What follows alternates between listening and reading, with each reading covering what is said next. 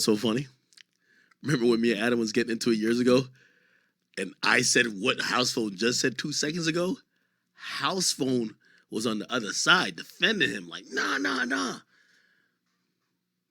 Understand that this is not. But I don't give a fuck. It's not about you. It's not about you at all. I'm not trying to make it about me. You had the power in your hand for it not to happen at all. And you saw the text messages of me trying in vain to make that happen, right? You saw the editor come on and apologize. Honestly, Adam, you were so fucked in the head. I think that you took those you sent out those texts so it could look like you gave a fuck, so you could have proof. You'd have Can we ask, screenshots. do you think Michael and Boston Over are liars? Do you want to? Yo, I'm gonna keep it 100. Yo, do you want to know what I would have done? You know what I would have done, honestly? And y'all tell me this is corny. Y'all tell me this is corny. This is what I would have done. This is a man who helped build my company. This is what I would have done. Bruh, there's no transgendered porn star that's ever worth pissing off a real friend of mine and somebody who helped build my company with their blood, sweat, and tears. Trust me, there's no money you probably paying House Phone that's probably equated to what he's helped build the brand to be. I'm going to keep it 100 with you.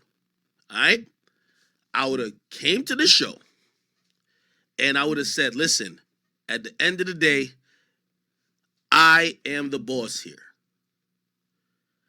Yes, I could make any excuse in the world. I did tell people to edit this out. I told this, I told that. I tried to protect you. But at the end of the day, the buck stops with me. It's not the editor's fault. If the editor gets fired, that doesn't matter. It's my fault. I am the boss. I apologize to you. I value you. And I hope you don't think that's in my character that I would actually try to sell you out for little to nothing views. Honestly, also me, I probably would have threw him like 20,000 and be like, yo, just to show him, yo, just that you know it wasn't about the money. That shit got 50,000 views, bro. I ain't getting no money off of that. I'm not trying to snake my niggas.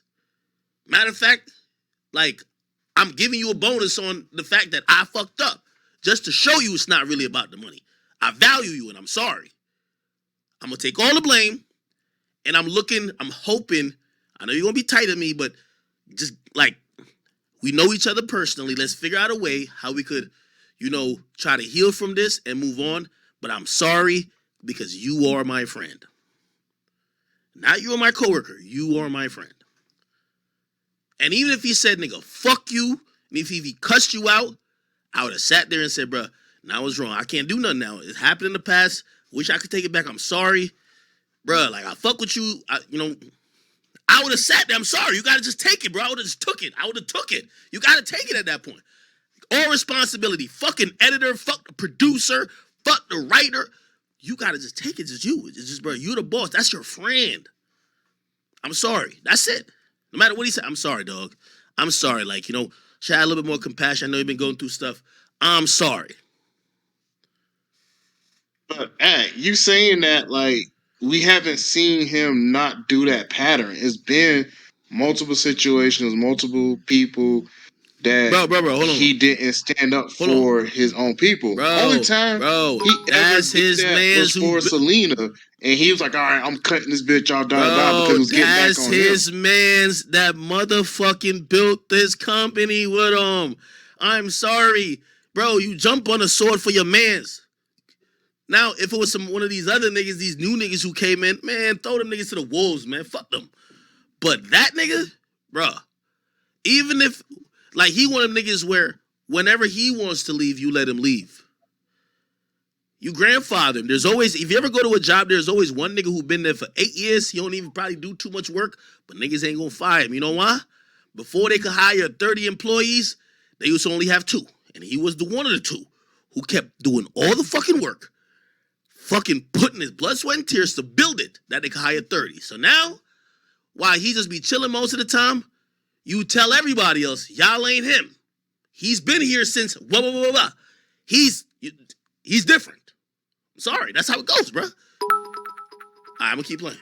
like question them because they all know that. I'm gonna be honest with you. I think Phone just trying to get off his feelings though. Yeah, You know but what I'm saying the Like, feelings I don't think are very connected to reality. When Nah, you saw but- how hard I nah, went but- trying to get it nigga, deleted, right? you Nah, are but not you gotta connected to reality, let bro. him get his shit off. Just though. let him- yeah. Okay, let him get And his shit off. I can't like sit here and have you lie about me either. No, Nigga, but I'm not- he's not. What did I listen, lie about? You're saying that I That's just how he doctored the feels, text though. messages? It's just I how said he- that you could have done that, and that's not something I would put past you. But It's you think honestly a lot of everybody shit in I this wouldn't- office is in on that? You think Nigga, that's it actually don't what matter. happened? None of that matters, Adam, because at the end of the day, you had the power to either not release it or to make sure that you did the due diligence to edit the shit out all the way. And that is a big part of why I feel like shit is because I wish that I rewatched it so I could have said, hey, you guys And guess fucked what? up. And guess what? You could wish, shoulda, coulda, woulda, all that, but at the end of the day, it came the fuck out, bro. And you, at the end of the day, you could put the blame on Mikey, you could put the blame on Bossa Nova, but bro, I called you, and your fucking tone from the moment that I called you, nigga, you was typing away on the computer. It sounded like you didn't give a fuck That is about what not I was true. talking about. To be honest, if I was kind of like weirdly quiet during that conversation, it was because I wasn't really sure what you were saying because you were still like denying that anything even happened, but then Yeah, 'cause also what it- really asking me to take it out. So if I was kind of quiet, it was because I was trying to wrap my head around exactly what was happening in this conversation. At the end of the day, bro, that's not up to you to decide whether it happened, whether it didn't happen. I don't owe you an explanation about what the fuck I do outside of these office doors. I didn't have to tell you at that moment that it happened or it didn't happen or whatever the fuck. Right, and I'm not saying that you owe me an explanation in that regard. I'm just saying I was trying to figure out because I was trying to figure out what the fuck we were going to do with the podcast that we just recorded.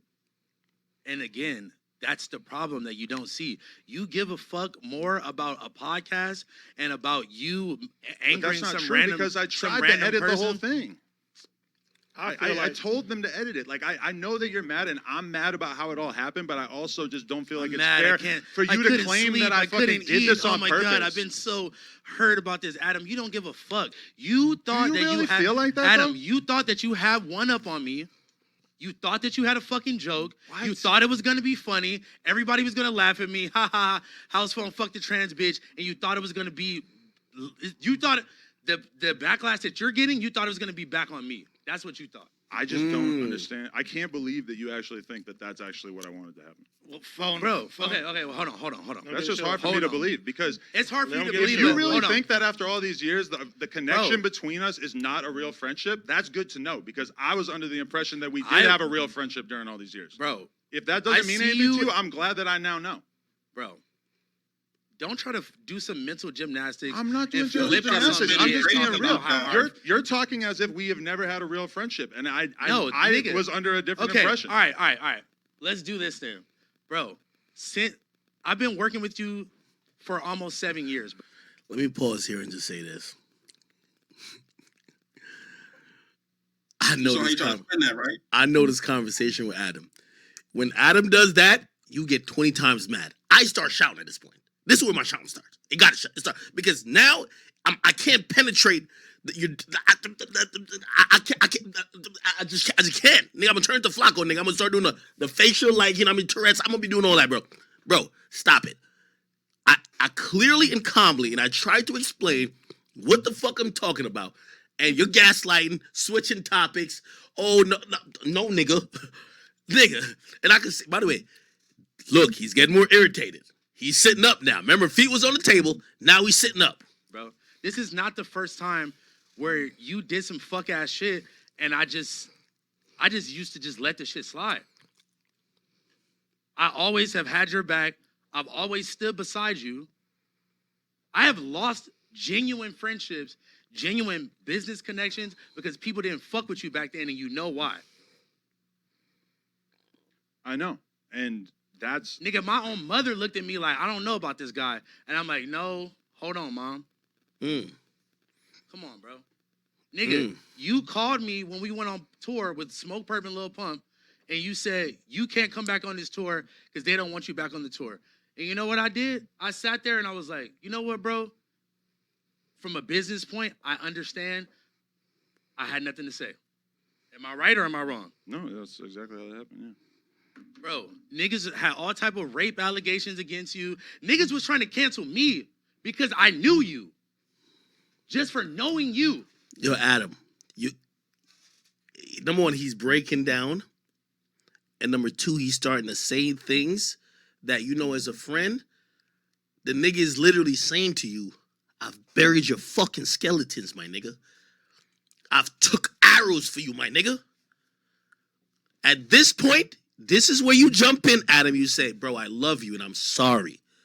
You're right. It's my fault. I am sorry. I didn't intend to do it, but it is my fault. I'm sorry. That's how you do it, my nigga. Just apologize. Be a human. I'm sorry. That's what he's waiting for. I promise you he'll be acting different. He's waiting for this, but he's getting upset because you're not just saying the words, I am sorry. I can't imagine how you would feel. I've never been in that position, and I've never meant to do that with one of my friends. I'm just so sorry. Like, I wish I could, make it up to you in any way possible. I'm so sorry. And everything you say about me, even if I disagree, I'm probably warranted because I'm sorry. That's all you have to say, brother. He's getting more and more angry. You got to read it. I was about to get canceled. And when you say all that shit, Come on, bro. that's why.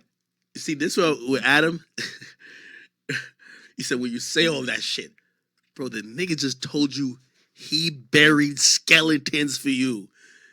He told you, yo, I know where the skeletons are buried, and I hid them with you. I moved the body. Bro, I took the arrows. I took the charges for you. You can't say all that shit. You gotta be like, yo, and everything you're saying, you gotta be a little bit more calm with it. Yeah, all that shit you saying, nigga. Like, come on now.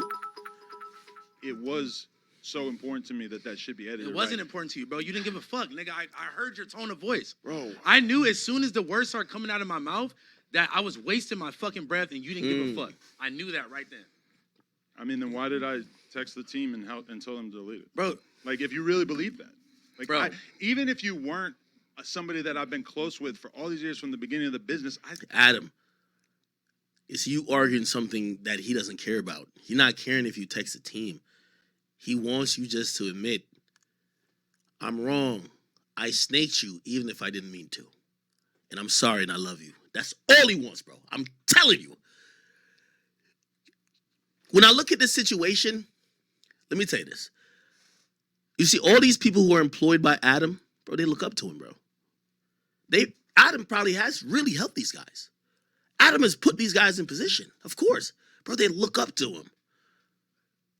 But when you look up to someone, you don't even look at it as a boss. You look at it as, oh, that's my friend, but somebody who I want to be like. And I think they're looking for that to be a little bit reciprocated when they're hurt. I still would have wanted to edit it out because I just think it's wrong for somebody who's a host on the platform to be exposed by somebody who comes on the platform like that. You think that is wrong, but We did the same thing for Almighty the other day on the Blueface interview. You think that is wrong, but she commented saying some funny ass shit on your Instagram on the reel that you made with her at the AVNs before you did the interview, and then all of a sudden you were interviewing her the next day or the next week. I talked to you about it, and you said, nah, nothing like that. By the way, let me say this also. Hey, Adam, if you didn't think, maybe, Adam will do some shit for content. If Adam didn't know this was going to happen, Adam got to be slow. Let me tell you this. Oftentimes, put it like this. His girlfriend was on some show. So House Phone got a girlfriend, and she's actually a woman, right? She was on some show, and she literally said, yo, Adam's a piece of shit, blah, blah, blah. Trust me. His girlfriend probably been in there. This is how girls work. It's a reason why Meek sent his niggas to go beat back up Quentin Miller. Because when your girl in your ear like, wait, y'all just asked him if he gonna do some shit? Y'all ain't pressed that nigga? The moment Meek heard that, like, man, you gotta go punch that nigga in the face if you don't give an apology. Right now on camera. Go ahead. Go back in there. Get that nigga. The girlfriend could tell you how the nigga gonna act. When the girlfriend's saying, yo, Adam's this, Adam that, he can't go home and be up in that pussy later talking about, oh yeah, I forgave Adam today. Hell no. She gonna be like, nigga, what? After I done roll for you? Nigga, I done roll for you on that bitch ass nigga. You ain't even go up in there and buck? Trust me. That nigga he gotta come in here with this energy. Adam sure knew this was gonna happen. That happened. Which that was after you already interviewed her. No, that was before. You interviewed her that Monday. I interviewed her, probably Monday morning. So listen, my whole thing is you knew from the beginning that she knew me in some capacity. Am I right or am I wrong? I mean, I saw that comment that she left. I didn't even know that you did the song together. So what was the whole purpose of the interview and all of that if you wasn't trying to be funny? The whole purpose of the interview was because me and Danny had talked about her on that episode, and then she was like kind of offended, like halfway offended by something that I said in describing the conversation that we had in that TikTok, and she wanted to come on the show, and we figured that it would be funny. And But you did. she did drop that comment, but then I asked you like, what was that? And you said, that's absolutely not true. What was I supposed to say? But if you had said that, but and it's you, Adam. Like, what the dude, fuck was I supposed to say? I don't blame you for not wanting to tell me. I'm not gonna So imagine your boss forcing you out the closet, nigga. Your boss twisting your arm like, nigga, get the fuck out of the closet. tell you anything about my personal that- life. Yo, Facts, did we get Vanny here yet or no? Working on it? Facts. All right, we keep playing though. If you had said exactly what happened, then I probably would have not done that because I would have known how awkward the situation was going to get. Let me give you another example. We sat here on the old office, me, you, and AD. I told y'all, I started telling y'all a story about how I had just talked to my dad, and y'all were like, "Oh, like we never heard you speak about your dad before." Blah blah blah. I'm like, "Oh, because he literally beat my mom almost to death in front of me when I was a little kid. You made a joke calling my mom a bitch in front of my face." This got to be capped. This ain't happening. Yo, Van didn't hit me back. I just reached out to Van. That nigga, he ain't hit me back though, but I'm on it. Tell him I wrote him on Instagram and on Twitter. Wait. And, He said hit me Adam back. called his mom's the B word? Nah, that ain't happening. Yo, Van, stop ducking the Discord, brother. How am I ducking the Discord? Yo, Facts hit you. He said you ignore him, man. How did he hit me? How do you even know what my shit is? Yeah, I hit him on Twitter and on Instagram. Oh, Both. yeah. Okay, let me go on Instagram. Yeah, check your Instagram DMs in the request shit or something. As a joke, you made a joke about this divest. When I was a little kid, you made a joke calling my mom a bitch in front No, that didn't happen. That never happened. That ain't happened. of my face. As a joke, you made a joke about this domestic violence between my dad and my mom. I apologize then. I But I'm just apologize saying, now. bro, I was this is not- misunderstood this what is the not- conversation was about. You didn't misunderstand shit. I mean, Adam. I didn't want to. You be on some fucking The bullshit, tone of the bro. joke was not the way I meant for it to come out. I apologize. It was a The fucking tone of everything is not how it's meant to be come out with you, bro. You've been doing this shit for years, Adam. I don't know what type of weird animosity you got towards me. I don't know what it is, you really bro. think that? You really Yes, think bro. I have animosity Yes, towards you? bro. I've given you a show on my platform. I've kept you on the platform But you all give- these years. you I gave giving you me a a show- billion fucking chances when But you you- weren't showing up, and But you and knew why I wasn't showing up. Why? Come on, bro. Because I have always felt like me and you actually had a real friendship, which I'm not gonna lie. Like, yeah, do I feel hurt that you just basically told me that you don't think that? I mean, yeah, like that was kind of surprising to me, and Bro, I understand how angry you are, and I You understand don't. how much You don't understand this how- you business don't let you understand. down. You don't okay, understand well, I think how I have it- some small understanding. And Nigga, I had to talk to we my really sister let about you this down, shit bro. yesterday. Like I There it go.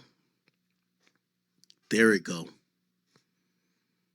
See, he was trying to get over it. It's the family members and other people be like, man, this nigga hoeing you right now, man. You just gonna let this nigga just bitch you and the rest of the family, nigga? What's up, nigga? I 100% want you to understand how And much then you're I so get pussy. You're so pussy. You couldn't even sit here and talk to me about this shit last week, nigga. You were so scared that you had to fucking cancel the But show. you said that you I've didn't been want to come in when I Nigga, you fucking had told already you. canceled the show. Because You I had hadn't already talked to you canceled the yet. show between both of them. Didn't say nothing to me. You were gonna let me just pull up here. At that and point, waste my I had fucking texted time. you like 3 times that you didn't respond to. Yeah, for what? So you could try to be like, Because hey, I bro, was trying to hey, bro, engage are the we all, conversation are we so we good, could bro? talk. Hey, bro, are we good? Are we good? Like, nigga, you just want to save face. You just want to. You are so worried about looking like a bad friend that you are not like. You're so worried about looking like a bad friend versus actually being a bad friend. Like you just want. I was trying to be a good friend. That's like the main thing. I just wish being a that good you friend would, with being a good friend, bro. You sold me down the river for fucking 40,000 views. But you 50,000. really- That's my line. I use that on Flacco. That nigga sold me out for 9,000 views. That shit was treacherous, nigga. Treacherous, okay? For real. think views, that? bro. You really think that? 50 Bro, views. you actually- permanently altered my life. Do you, You understand saw that? those texts. Yeah, by the way, he's saying some real shit here. Bro, You know when niggas see House Phone, they'll be like, oh, that's the nigga who fucked the, you know, like real talk. Like, you know what I mean? Like, yo, he gonna be in a cipher, niggas gonna pass the blunt, nigga be like, hold on, hell no, I don't know about this one. For real talk. You don't alter this nigga life forever. For 50,000 views. I ain't gonna lie, man. Man, I fell down to my knees when the law came. Come on, man. Messages, You and you really permanently believe that I did altered- that to you on purpose? I don't believe that you did it on purpose. You handled it poorly afterwards. You didn't hear the sincerity in my voice. You didn't hear the worrisomeness in my voice. I did, and that's feel like why I told them to delete it. Nigga, you would have deleted the whole fucking interview, Adam. I mean, in retrospect, yes, I wish we did that. It's all I wish afterwards, nigga. Well, I I can't had predict to talk the to my future, dude. sister about this shit. I know, and My you know sister how has much that bothers nothing- me? My sister has nothing to do with any of this shit, bro. I agree. She had to call me because my other family members was worried that I was gonna fucking commit suicide, Adam. You're a fucking piece of shit, bro. I don't give a fuck, bro. It don't matter about if you did this shit on purpose or not. You keep trying to clear your name. You keep trying to put this shit on other people. You're so fucking pussy. Damn. Bro. But how can I You're sit so here? pussy, you couldn't sit here. Yo, you can't laugh right there. Adam, you can't do that. Yo, look at Adam. You can't crack the smile right there. Look, he's getting tight. Hold on, mama calling. Ship says. Hello? Hey. You said what? Yeah. Cracking a smile is crazy. Yeah, I'm about to do it now. Okay, I will. I love you. You know, I got my mom upstairs. Yeah, I ain't gonna lie. I crash out for my mom too. That's facts. I can see my boy going crazy. Hold on. You're not. Hey, chat, anybody got like a Caribbean mother? Yo, your Caribbean mother would be like, yo, like she'd be like, yo, have you seen my glasses? And then you look all over the crib for it. It's right next door. Real talk. All right. Let me get back to this. Nah, mom not watching. She cooling. You know what I mean? She just says. You keep trying to put this shit on other people. You're so fucking pussy. Bro. But how can I You're sit so here? pussy. You couldn't sit here and talk to me like this last week. I've worked with you for 7 years. You have never canceled anything. I can go back to those texts right now. I asked you to come in and talk to me. Yo, he's getting tired of the deflection. Yo, Adam is like Jay-Z in the elevator with Solange, just like hitting everything away. Like, yo, hold on, man. Hold on. You're about to hit me with nothing. Hold on. He ain't taking nothing. After I was already on the way and turned around and all this I other talked shit, to you. bro. You said I'm on the way there. I said, okay, good, let's talk. And then House Phone. Again. What did I say? The text message. Me and you agreed to have the conversation one-on-one last week, right? Bro. Did we or not? But Adam, you always have some weird. But now you're saying you always I'm have pussy some when weird we agreed cryptic- to that last week, and then you always said, have nah, some never mind, I don't weird- want him. You always have some weird cryptic motives. What are you talking about? Where you're trying to isolate me and talk to me one-on-one. Nigga, you didn't care about not putting me on blast. You didn't care about not putting me on blast in general. Why the fuck would I give you the same courtesy to come talk to you before the show? Nigga, let me. Hold on real quick, chat.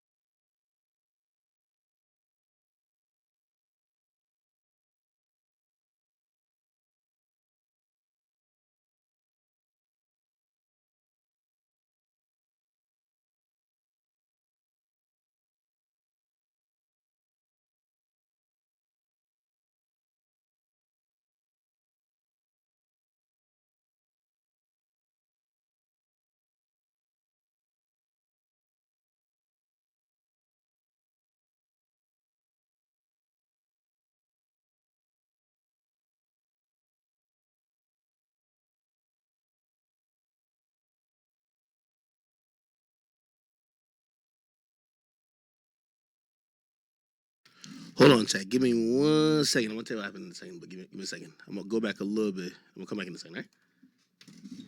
Nah, you good. I have always felt like me and you actually had a real friendship, which I'm not gonna lie. Like, yeah, do I feel hurt that you just basically told me that you don't think that? I mean, yeah, like that was kind of surprising to me, and Bro, I understand how angry you are, and I You understand don't. how much You don't understand this how- you business don't let you understand. down. You don't okay, well, understand I think how I have really- some small understanding. And Nigga, I had to talk to we my really sister let about you this down, shit bro. yesterday. Like I 100% want you to understand how And much then you're I so get that. pussy. You're so pussy. You couldn't even sit here and talk to me about this shit last week, nigga. You were so scared that you had to fucking cancel the But show. you said that you I've didn't been want to come in when I Nigga, fucking you had told already you. canceled the show. Because You I had hadn't already talked to you canceled the yet. show between both of them.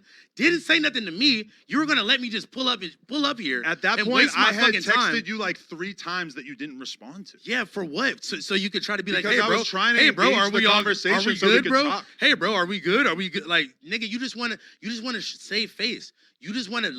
You are so worried about looking like a bad friend that you are not like. You're so worried about looking like a bad friend versus actually being a bad friend.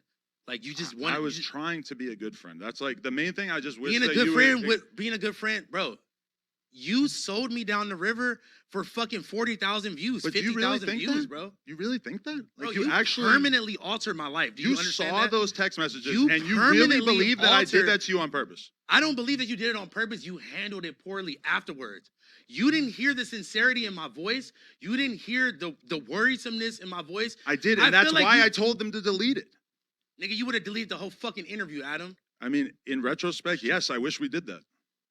It's all I wish afterwards, nigga. Well, I I can't had predict to talk the to my future, dude. sister about this shit. I know, and My you know sister how has much that bothers me? My sister has nothing to do with any of this shit, bro. I agree. She had to call me because my other family members was worried that I was gonna fucking commit suicide, Adam. You're a fucking piece of shit, bro. I don't give a fuck, bro. It don't matter about if you did this shit on purpose or not. You keep trying to clear your name. You keep trying to put this shit on other people. You're so fucking pussy. Bro. But how can I You're sit so here? pussy. Nah, my bad, chat. I bit my tongue. Nah, my bad. Nah, it's the cops that was outside. For some reason, like, I armed my alarm system, and I turned on one of the motion detectors, which I usually don't turn on. If I'm here, you feel me? And it's an inside motion detector. So it detected something, so the cops, yeah, anyway. Just security shit. All right, they deal with the police. We're good though. We good. Yeah.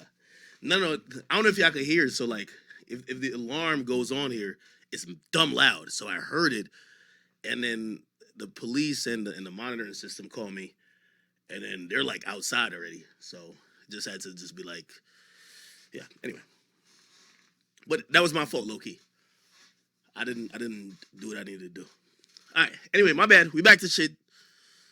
So I went upstairs to make sure they were talking to the cops, and also that my mom was good, because my mom would get spooked. Here we go. All right, back into the shit. You're a fucking piece of shit, bro. I don't give a fuck, bro. It don't matter about if you did this shit on purpose or not. You keep trying to clear your name. You keep trying to put this shit on other people. You're so fucking pussy. Bro. But how can I You're sit so here? pussy. You couldn't sit here and talk to me like this last week. I've worked with you for 7 years. You have asked never you- canceled anything. I can go back to those texts right now. I asked now- you to come in and talk to me. After I was already on the way and I turned know around you. and all this I other talked shit, to you. bro. You said I'm on the way there. I said okay, good. Let's talk. And then house phone. Again- What did I say? The text messages. Me and you agreed to have the conversation one-on-one last week, right? Bro. Did we or not? But bro, You're- Adam, you're- you always you're have saying- some weird. But now you're saying always I'm have some pussy when weird we agreed cryptic- to that last week, and then you always said, have "Nah, some never mind. I don't weird- want to." You always have some weird cryptic motives What are you talking about? where you're trying to isolate me and talk to me one-on-one. Nigga, you didn't care about not putting me on blast. You didn't care about not putting me on blast in general. Why the fuck would I give you the same courtesy to come talk to you before the show. Nigga, But we were supposed to do the show live together. Yeah, we do the show live every Tuesday, Adam, I know, for the and last that's what 5 we were years. supposed to do. And then you What are said, you talking I about? actually don't feel like it, so I'm not going to do it. Nigga, because I knew you had already canceled the show. I was playing stupid with your dumb ass. But then me and you agreed to do the show together. Like, literally, I can read the whole fucking text messages right Bro, now. read whatever you want, Adam. At the end of the day, I mean, I will gladly post it if canceled- they want, but you canceled the show because I thought hours you weren't before. coming in and I didn't think it was right that we do the podcast without you. When the fuck did you ever Do feel you- like that do- before? But that was the When did motivation, you ever right? feel like that before, Adam? There was never a situation like this with you before where we had this much of a thing that was floating in the air that we hadn't discussed. I think we should let Phone just get his feelings out. Yeah, You know let what I'm him saying? Like, let him say. I definitely He want him has to get his every- feelings off, he but has I every- have to correct the record when Nah, he's let saying him- something. I ain't gonna lie. Adam could have just said, bro, I'm sorry, dog. Just say I'm sorry, bro. That's it. That isn't true Listen, about me. let him get his shit off. yeah, you could Okay. respond I to mean, that. if I haven't, You know what the funny thing is? This is a weird dichotomy I've noticed at No Jumper. Like, no disrespect to my guy right here. And I see recently he talked about it. Bro, I don't dislike it, bro. Like, nah, I don't dislike it. The only person niggas really listen to, though, I mean the bosses, is AD. Like, he says it, he ignores it. Big homie AD says it. All right, hold on, let's chill now. we hadn't discussed. I think we should let Phone just get his feelings out. Yeah, You know let what I'm him, saying? let him say. I definitely He want him to has get his every- feelings off, he but has I every- have to correct the record when Nah, he's let saying him- stuff that isn't true Listen, about me. let him get his shit off. Yeah, you could Okay. respond I to mean, that. let him if I get his haven't shit let off. him His get shit- his shit off, What did I then say? What did I His say life, that wasn't true? His life has been permanently altered. Mm. Can't nobody tell this man how to feel. Regardless of whatever the fuck you think he's saying right now, Mm. he has every right to feel the way that he feels right now. Let him pop his shit. And that's what I was about to say earlier is like you don't have to get too specific, but the shit that you've been going through. I Man, think let that- Cuz talk. you Let feel him me? do. Let Cuz get his shit off. Nah, AD's the big homie over there. This nigga, That's a like, fact. I'm not even like surprised about even the way you're reacting right now, bro. You've been like this, bro. You want to look like the good guy. You want to look like you cared so much. You wanted to edit it, but that's just not the truth, bro. I I mean, sat there but and we I have called you. everybody in this office can confirm I that don't that give a is how fuck that was about- supposed to go. I don't. It is not.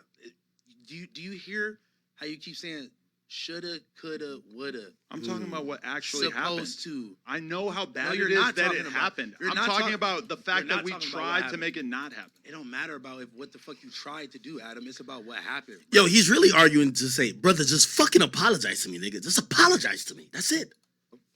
And yeah, And then let's move forward to that bullshit ass apology you gave when you're on the fucking news. You're talking about, yeah, he's been going through the mom shit. He's been going through the health shit. You're talking about the person that fucking raised me, that birthed me, my best friend that died. Oh, just he's been going through the mom shit. but you are you actually acting like I have some kind of disrespect for your mom when You're I fucking disrespectful as fuck. Ooh, don't do it, Adam. Don't do it. Look.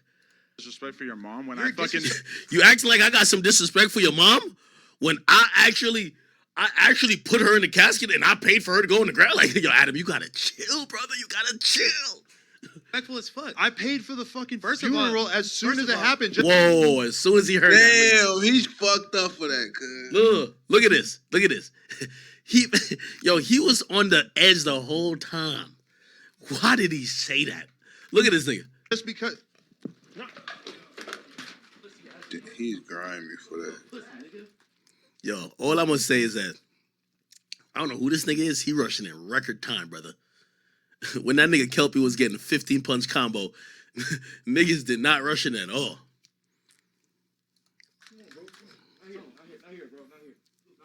Oh shit, Adam finna square up type shit. What up, nigga?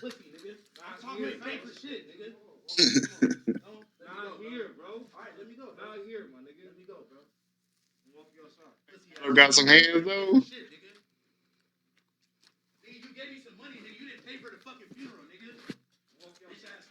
Oh, that's what he was saying. Oh yeah, that's even worse. Like paying for the fit, like it's like when that family said that yo Gucci ain't paid for the funeral. Well, number one, Gucci gave you $20,000, which I think that's definitely generous, right? But I get why people might say he didn't pay for the funeral because the funeral costed more. You know, like when people say they pay for the funeral, like people want you to pay for every little thing, and I ain't gonna lie. When it comes to somebody's mom, bro, I'm gonna be honest with you. And y'all be saying I'm disrespectful. I wouldn't even play around with that nigga mom like that, bro. I ain't gonna lie to you. I wouldn't do it. I wouldn't do it. And I'm usually there with it. Hey, they live again. They live again? No jumper live again. Oh yeah, tell me the fade's gonna be the fade. Yes, sir. What did I say? Wait, the fade has to be seen, bro. Oh, hold on. Wait. Oh, part 2.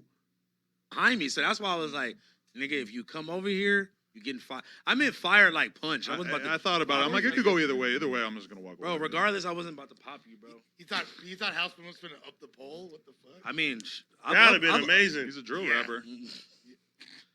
Yeah, man, but we just did about 40-minute off-camera podcast, just so that people know. The best no jumper show in months. To be honest with you. Yeah, it was just.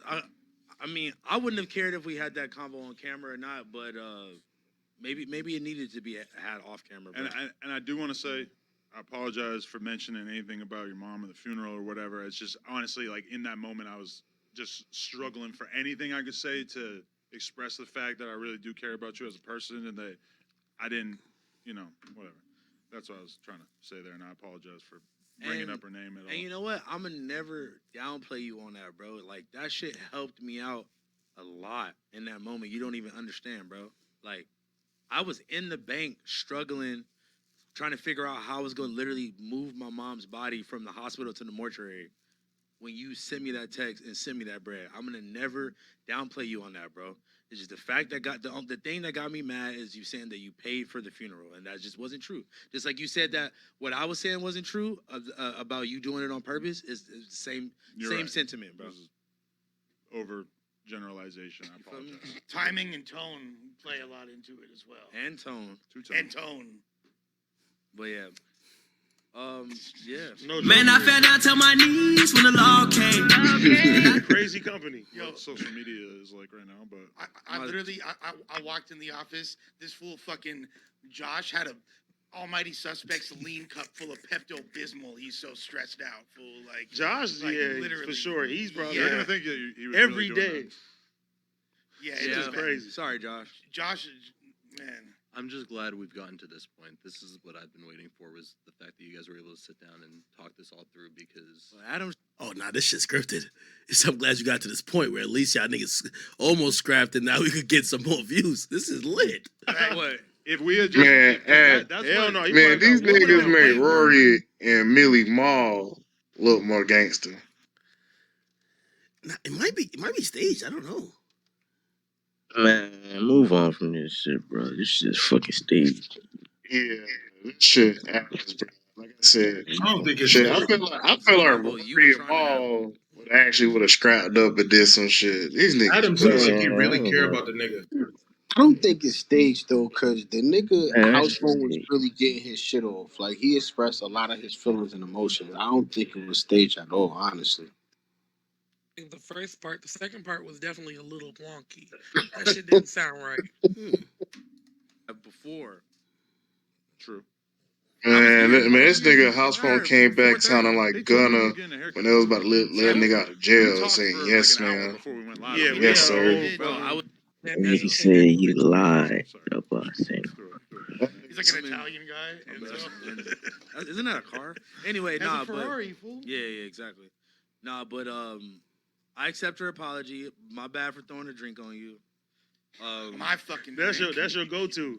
AD the only one What who do got you head mean? My bookie. Bro, that shit was all over me. What the fuck? Nigga, look at my pants. Look at my jeans. I just bought these. Pants. I just bought these All right, that's cool. today. I needed another excuse to go to Nordstrom's. So. I just bought these today. Hey, Page Jeans, if you want to send something, send it. Or some more Fashion Nova. Nah, I fucked over my deal, so they don't give me things anymore. What'd you do? I'll talk about it later. This ain't about me. It's about you too. He's told that story like 10 times on there. Yeah, fact. Main character syndrome, not today. AD mediated me and Adam fucking I was coming together. Wondering though, like, if there was like a ceremonial thing that I should do to just try to like emphasize this being water under the bridge. I got an idea. Hopefully it's not as bad as what I was thinking. Get on all fours right now and let House Phone kick you in the ass. No, what? No. Why is that? That's not what I was thinking. No, that'd be good content. Come on, let him do it. I was thinking Not maybe we hard. should do like the His slap leg fights, fucked up anyway. the Dana White slap fights. Oh. I think that would mean a lot to them. I'm not saying I'm supporting. Let he ready. Who, me? Bro, let him kick You you. gonna let him slap you? Kick in the butt. Kick him. Let him kick you in the butt. That's the weakest thing I ever No, let heard him in my slap life. Let him do it. Let I him don't want to slap you or kick you in the No, butt. kick us, man. Get I your was shit about to off. fire on you, really. kick her. Man, imagine That we nigga- had actually. He's about to fought. let you do it too. That Kick whole him. thing could have been way. Or let me different. kick him. Although I would have looked nuts if I started swinging. I mean, I probably looked nuts either way because I just took my jacket off, and then I was like, never mind. I don't know. I was ready to go, regardless. I was My- confused. Just because my leg is fucked up don't mean my hands fucked up. I believe you. Ooh. These hands. You gotta put that in the bar. It's coming. We all know. Oh my god, bro. But yeah, I mean, what should we talk about the hour combo that we had? Because I mean, people. The last thing people saw. Where'd you cut it off at, direct Josh? After you got taken off. Justice for House Phone movement is over, nigga. Hey, listen. Hey, you know what I mean? Some of y'all are watching this hoping that it's gonna be explosive, that he's gonna quit, that they're gonna fight. Adam is the boss. I'm gonna keep telling y'all this. If this was like one of them other niggas, they're getting the beats. Okay? When you the boss, I'm surprised he even went that far. That maybe even an ounce of that liquid even touched him. But nobody hits the boss. Nobody embarrasses the boss. And show goes on. That's just how it goes. So you know what I mean? I think there's a group of people in an audience that want people to ride on Adam. Like, it's not gonna happen, bro. Just get over it. Like, get over it.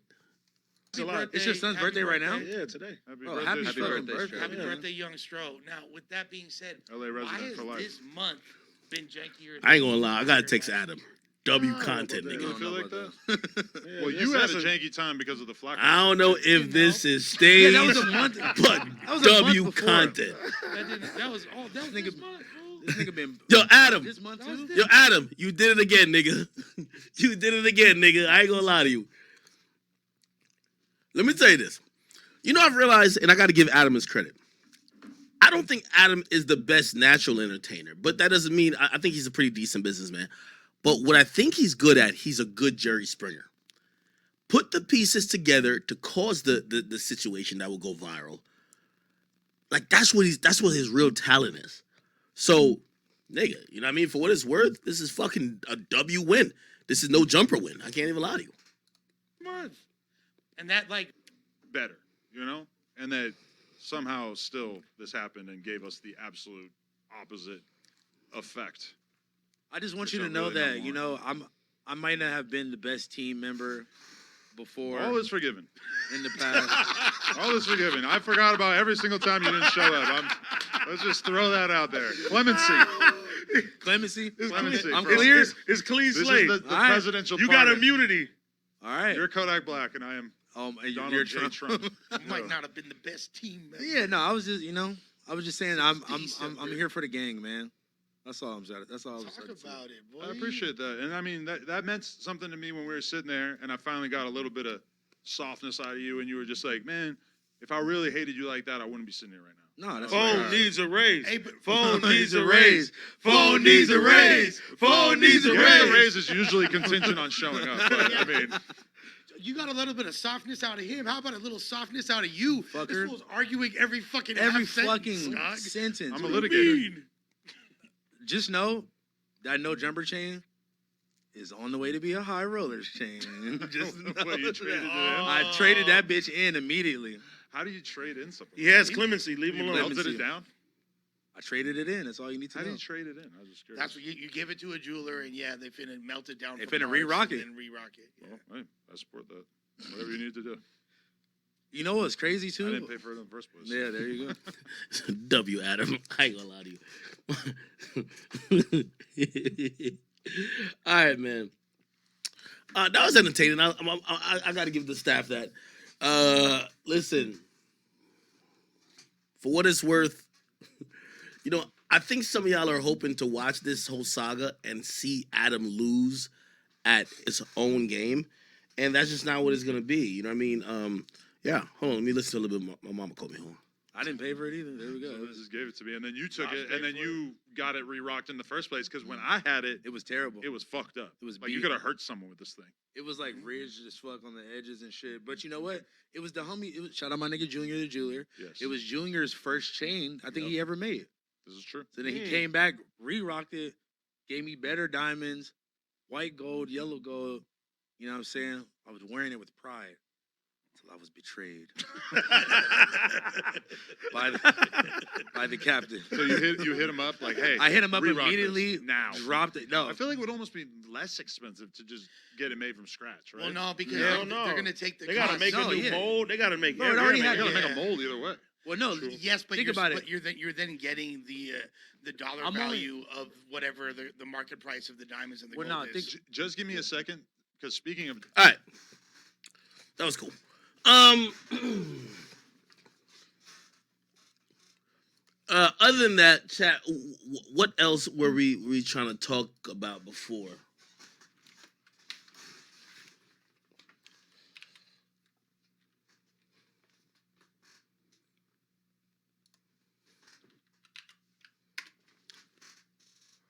What were we trying to talk about before, chat? Oh, QC versus Offset. Okay, so I didn't really cover this today, and I'm gonna get into it a little bit tomorrow. So QC Offset. Let me find the latest article on it, which is today. Essentially, yeah. Okay, cool. All right, this is a good article.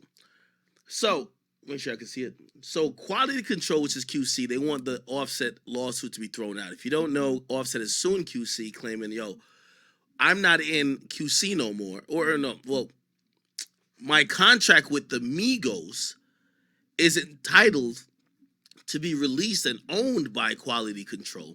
But if I go solo, I am not liable to have to, give them my works, okay? Let's kind of read it here. Let's see if we could probably put... Yeah, actually, let's read it from Radar Online, right? Here we go.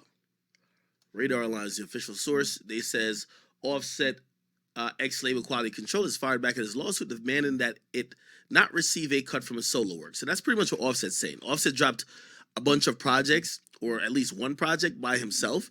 He doesn't want QC to get any money from that. He's saying that this project shouldn't be in the deal that he signed with QC, and that he only signed a QC for a group. Now, let me tell you how usually deals work in the industry, right? If someone signs Lil Ak, right? They sign Lil Ak as a solo artist. Now, if Lil Ak, Blueface, and Christian Rock, right, all join together and create a group, okay, called, bacteria vaginosis, right? If we create a group called that my regular solo deal doesn't apply to that group. All three entities usually make a separate group. Now, obviously, collab albums has been happening for a while. So usually labels will provision certain clauses that if you do join any type of group, they have the right to match, or they have the right to whatever the case is, because usually you're going to drop an album. Like, for example, when Future drops an album with Juice WRLD, or he drops an album with Uzi, right? Whatever his label is, I think it's still Epic, they usually have a right to try to contend for that album, but it becomes complicated because Uzi is an artist on Atlantic. So usually what happens there, you got to almost establish new deals, right?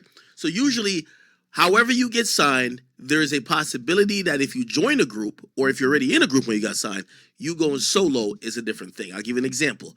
With Ray Shremmerd, there's a Ray Shremmerd contract, and I guarantee there is a Sway Lee contract, right?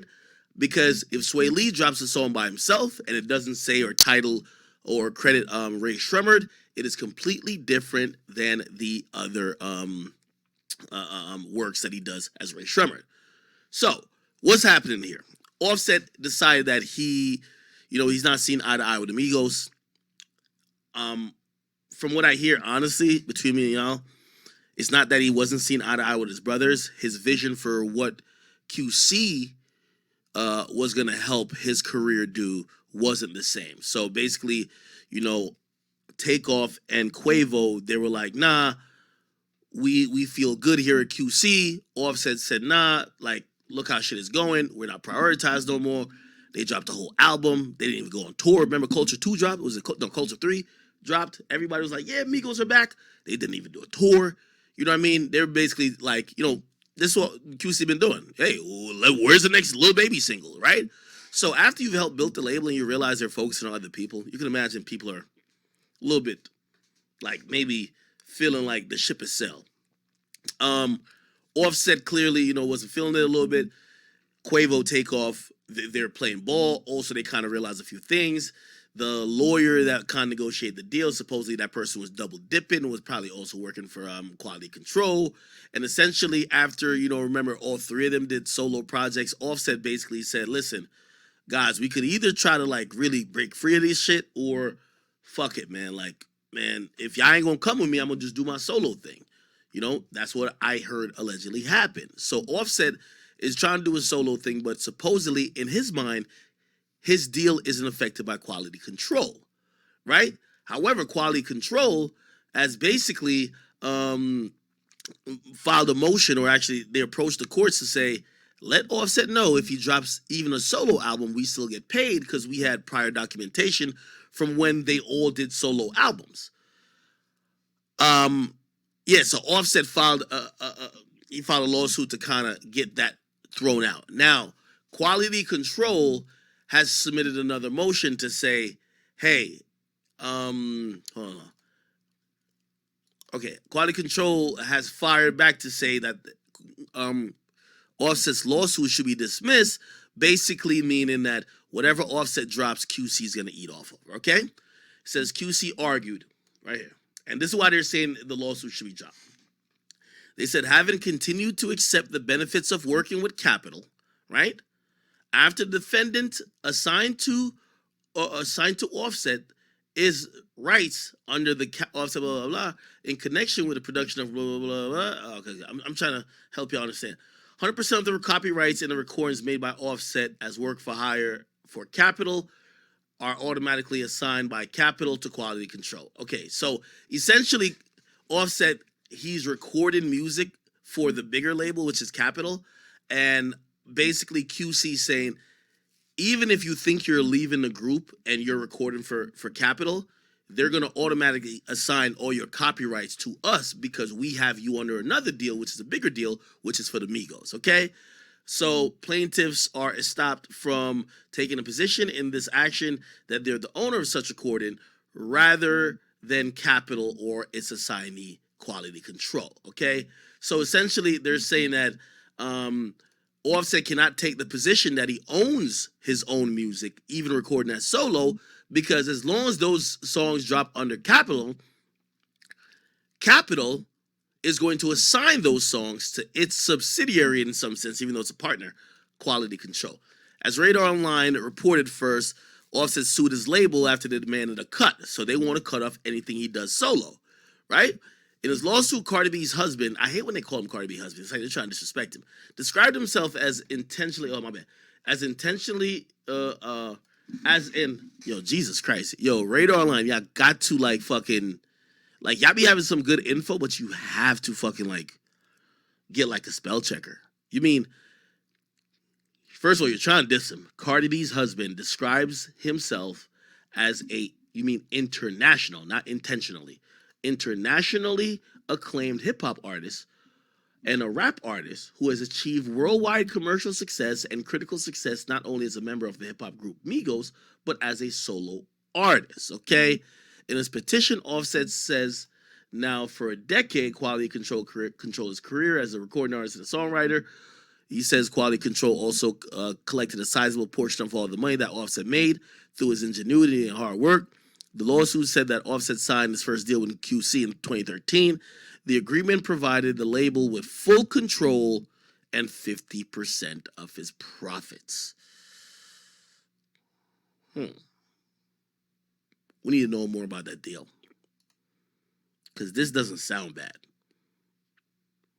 When you sign to a label, Usually they don't even give you 50%. This sounds like what people would normally call a partnership. Usually people are in full-on record deals, which you get just royalty rates. And you get a split on the royalty, which usually is up to 18 or 20%. Okay, when he came to understand the full ramification of the deal he entered into, Offset set out to regain control of his solo career, right? Notwithstanding quality control's overreach deal with Migos as a group, which remains in place. So essentially, he's saying that he's not contesting anything to do with quality control's deal with the Migos, but he's contesting his individual deal. Offset said he negotiated a settlement with QC in January 21, which allowed him to reclaim the rights to his solo recording and songwriting from QC. And he said he paid handsomely for those rights. This has been word in the industry that Offset paid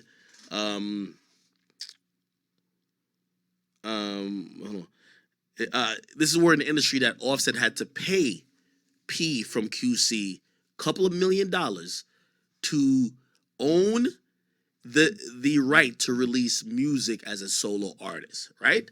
So he thinks he paid for it. But it says after his deal with QC, Offset said he released a single called 54321, which QC attempted to claim ownership in. You can imagine why Offset's upset, because he's like, yo, he paid a couple million for his solo career or to, get out of any type of solo obligation he had with QC. But when he dropped the song, they tried to claim ownership of it. Offset said that this barred him from claiming such ownership and demanded the court to step in. Offset now brings his action to vindicate his rights and make it clear that to the world that Offset is not quality control. That Offset, not quality control, owns Offset Music, the suit read. In their response, QC said because Offset is not the owner of the recordings that he has made or continues to make with Motown on or after January 15, 2021, including the recordings that blah, blah, blah, he lacks standing to bring this action. Further, QC says that Offset has breached the confidentiality provision in their original settlement agreement by disclosing the terms of the settlement agreement in the complaint and in social media posts, and by sharing the settlement agreement with various Universal Music Group executives. The label wants Offset entire lawsuit thrown out. Okay, I'm gonna try to explain this in layman's terms. Okay, so let me make some stuff up. This is all fabrication. I don't know nothing. I don't hear nothing through the grapevine. But let's say this. So when Quavo, Offset, and Takeoff released solo albums, they signed solo deals with QC. QC is under Capitol. So you have UMG, Capitol, Motown/QC right here. Okay? So Motown/QC is right here. Capitol right here. UMG right here. Okay? The Migos are signed under Motown/QC. Okay? So is Yachty. So is Lil Baby and everybody else. You go one step above that, that's Capitol. Now, what usually is happening, by the way, people believe this is going to be the case, what happens to Gunna. For example, if Gunna is being accused of telling on YSL, but he's going to have a career, he's signed to YSL, there's no possible way they will have his best interest at heart, him dropping music under YSL. What people do believe is going to happen, for example, with Gunna, is that Gunna is going to have to fall back, probably have to do some legal action, and probably come to an agreement, which is probably going to be facilitated by Warner Music Entertainment.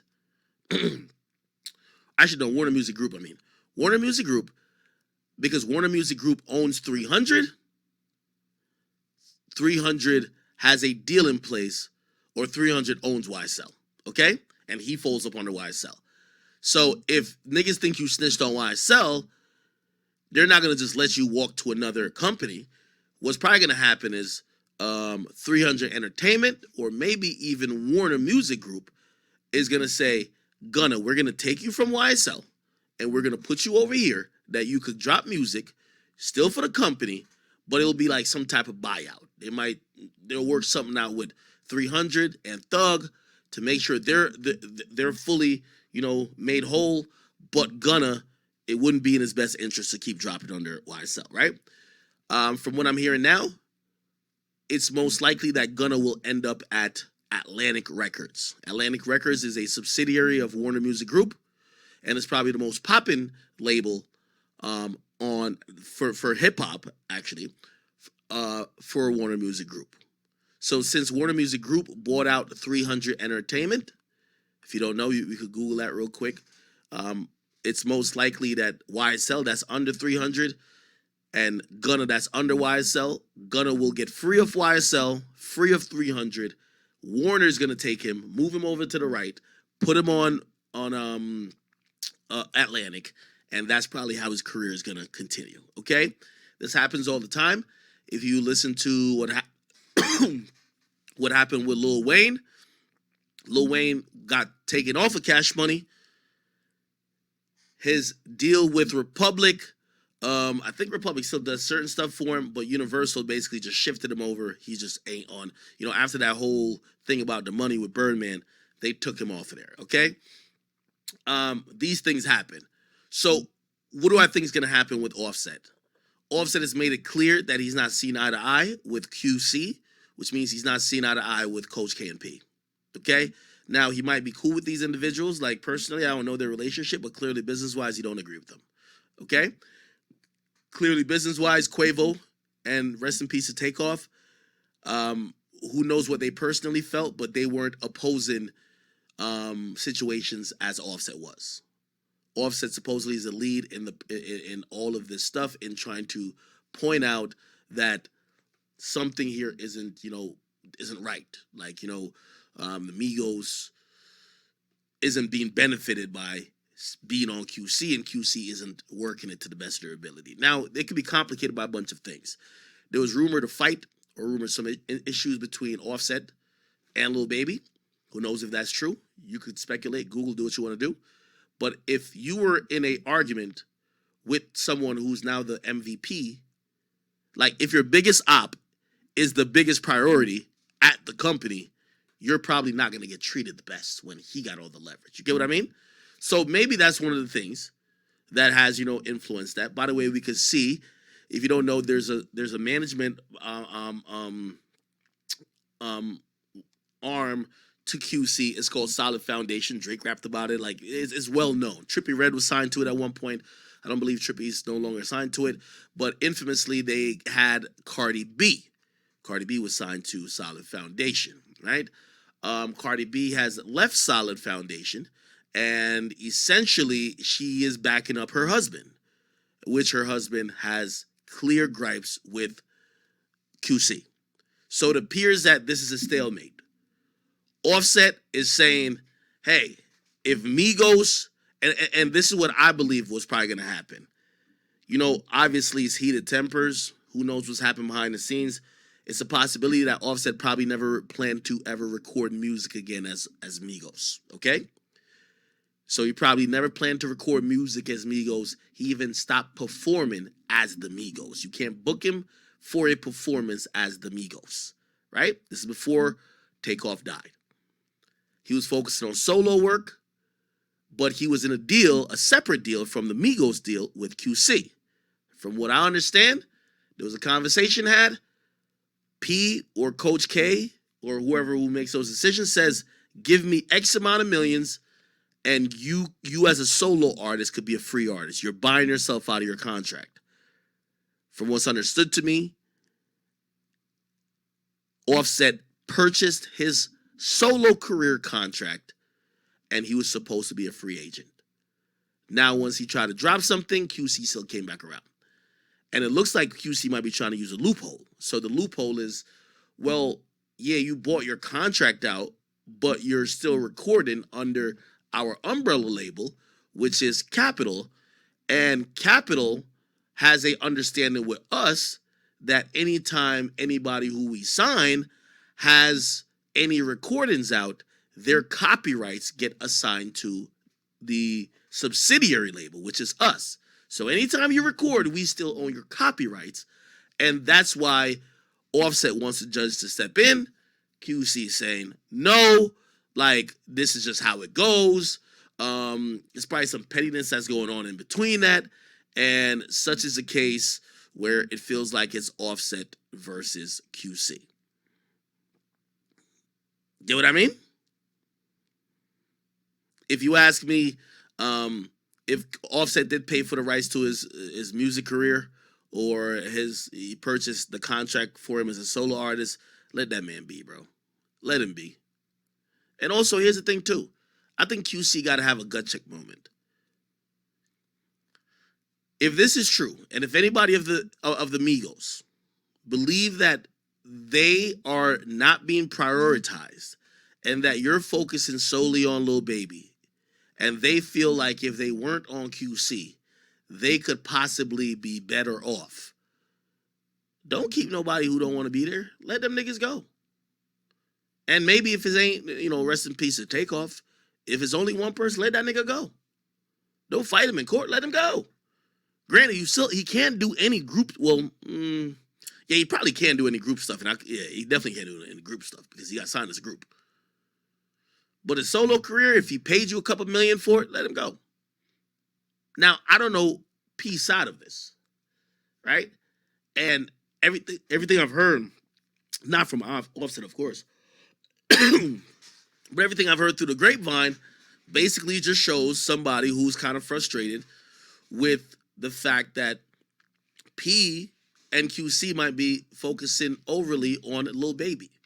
He's a new worker horse. And when you have a new thoroughbred, you run him into the ground. And the ones who are a little bit older, you kind of look at him and be like, it is what it is. Get what I mean? Okay. How do I think this is going to eventually happen? It's two ways. Offset stays on QC, but he gets a big check, which means he gets payback the money he paid them and probably some additional money. Keep in mind, and I hate to bring this into existence and into play, but keep in mind, Takeoff is now deceased, which now means there can't be even a quasi-Migos situation without Offset, right? You can't throw one nigga out on stage and be like, hey, Migos. At least if it was 2 out of 3, you'd be like, you know what I mean? Like, we were still be like, like, I know people were saying like, oh, Quavo and Takeoff, right? But like, people are like, oh, that's 2/3 of the Migos, right?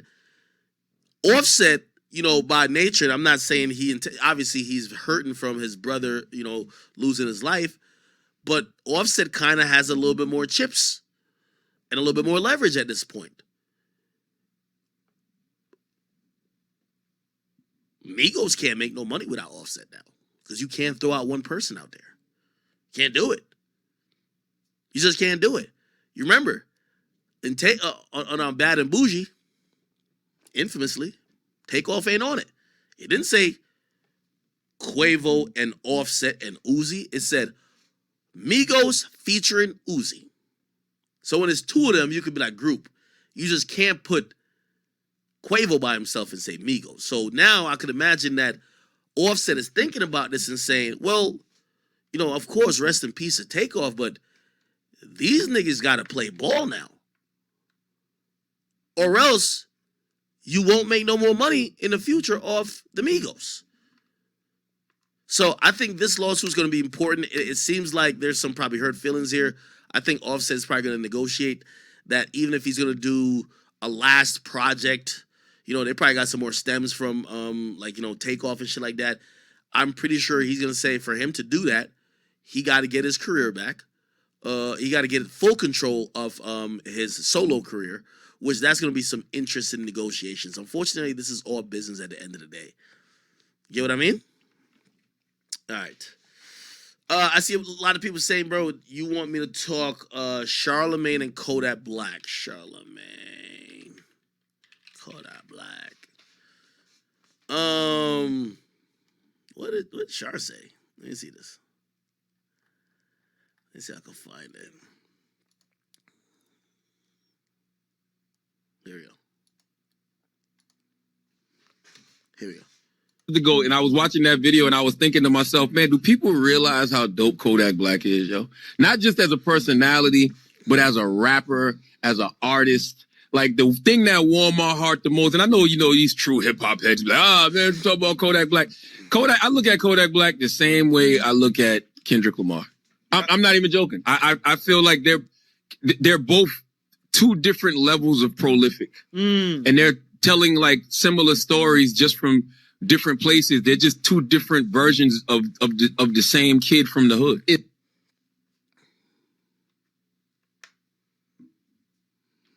I'll play it again.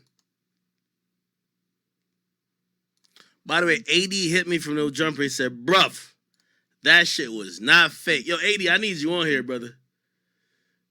I need you on here, bro.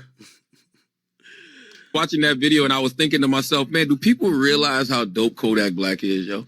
Not just as a personality, but as a rapper, as an artist. Like, the thing that warmed my heart the most, and I know, these true hip-hop heads be like, man, you talk about Kodak Black. I look at Kodak Black the same way I look at Kendrick Lamar. I'm not even joking. I feel like they're both two different levels of prolific. And they're telling, like, similar stories just from different places. They're just two different versions of the same kid from the hood. I'm gonna tell you. Would y'all be mad if I say I agree?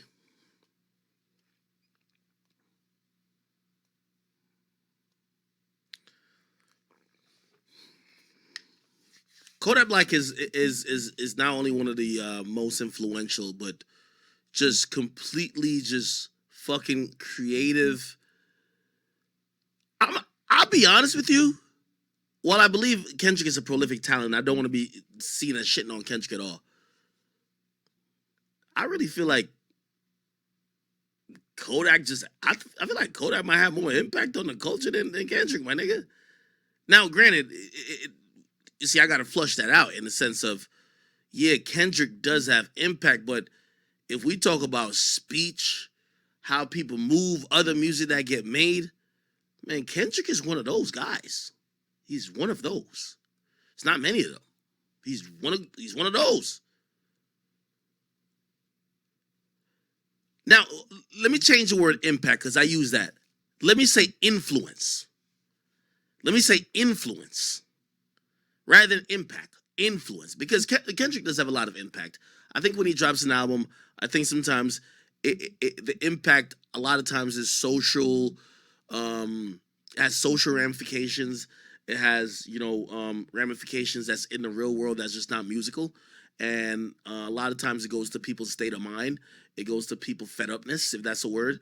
So let me not say impact, because Kendrick has an enormity of impact with his music. But I got to be honest with you, when it comes to influence, man, that boy Yak is something else, man. That boy Yak is something else, man. That boy Yak is something else, man.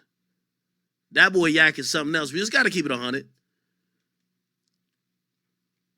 There's a handful, and maybe not even a handful, it might be like 2 or 3 individuals that we could even talk in the same breath with Kodak when it comes to influence and creativity.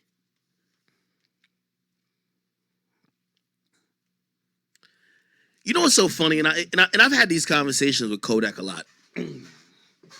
Because you want to know a real conversation, if Kodak ever sees this, I ain't lying about it. And I don't think he cares if I shared this convo we had. He said, yo, wow. He's like, yo, if everybody's saying that, man, I'm the GOAT and I'm inspiring and their favorite artist was inspired by me and this and third, he asks this one question. He's like, well, why don't everybody just turn me up when I drop all the time? And that's a really interesting question. Because I had to then explain to him that sometimes the person who invents the sauce and the person who people take the sauce from ain't the person who they want to give the praise to the sauce for, if that makes any type of sense. Does that make sense? Like, he's looking at it like, man, look how many people. He was also alluding to, like, whether it was like female rappers or whatever, but like, yo, they take some shit I done said and ran with it. And when they ran with it, like everybody, like, damn, look at this person. They like so unique. Like, yo, they're mad creative. But they took my shit. Why? You know what I mean?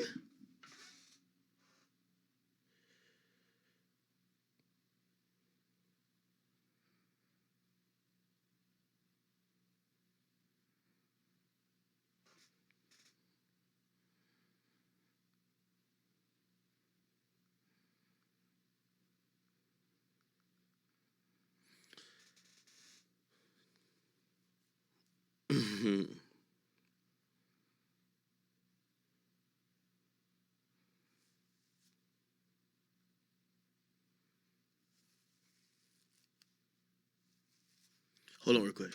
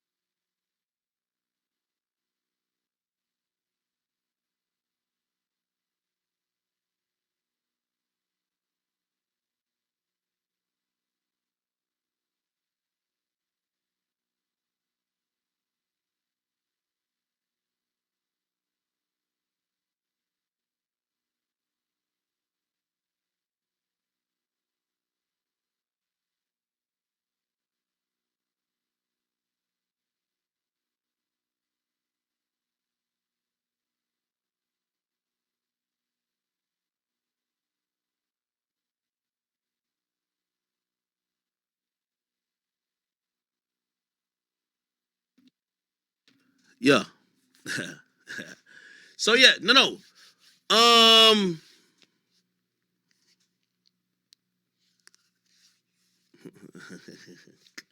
Yo, y'all look crazy. Somebody said Whack call me. And I just talked to Whack not too long ago.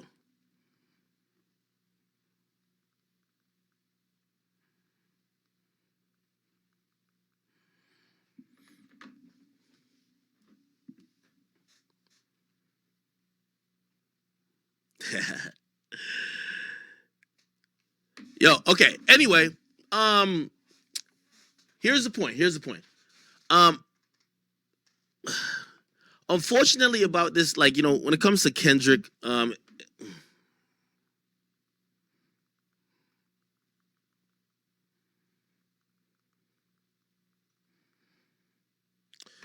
unfortunately when it comes to Kendrick, like that name, like it's like a trigger warning type shit.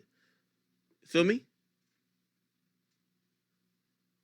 The Charleston White interview was good. Yeah, yo, here's the point. Kendrick holds a very special place in hip hop. An amazing, very special place in hip hop. And you know, y'all might hear me from time to time, and I feel like I do it a good amount. You know what I mean? Shit, everybody knows that viral clip of me saying, yo, listen, yo, what top 5 you smoking on? My top 5 is Drake. I get it. But, you know, people throw Kendrick's name in a lot of shit to make the point, but I don't think his name should always be used because you're disrespecting his legacy too, right? I think a nigga like Kodak, while I think that he's comparable to Kendrick, not by lyricism, I think by creativity and influence. I think when you just say it in a vacuum that he's like, you look at him exactly, or you just say I look at him like Kendrick, people are going to have outrage. I think there's a better way you could say stuff. You feel me? So that's exactly what I believe. You get what I mean? So it wouldn't have made headlines if he said, yo, I look at Kendrick or I look at Kodak Black like I look at some of the greats in the last 10, 15 years. I look at Kodak Black in the same breath that I look at Kodak Black in the same vein. I look at a Young Thug like I look at a Future, like I look at a Kendrick. I don't think this makes any type of headlines, but when you single out Kendrick, people think about Kendrick for his lyrical potency. People think about Kendrick for his social conscious, stances. People think about Kendrick for some of these songs that have been so really important to social movements that, again, if that's the first thing that comes to your mind, it's gonna dim the light of Kodak Black, because you're gonna be like, what has Kodak Black done in that vein? But Kodak Black's impact might not be that, just like like Kendrick Lamar's impact might not be what Kodak's is. And that's just what it is. You get what I mean? Somebody says Sosa's more influential than all of them. Shit, I'm gonna be honest with you. Like, again, if you're just trying to have like a competition, it's really hard to like put people together. But I'm gonna be honest with you, some of the most influential people that have came in hip hop, I'll throw out a couple names, right? I'll throw out Gucci Man. I'll throw out, I'll even throw out Waka Flocka. Gucci, Waka, Chief Keef, right?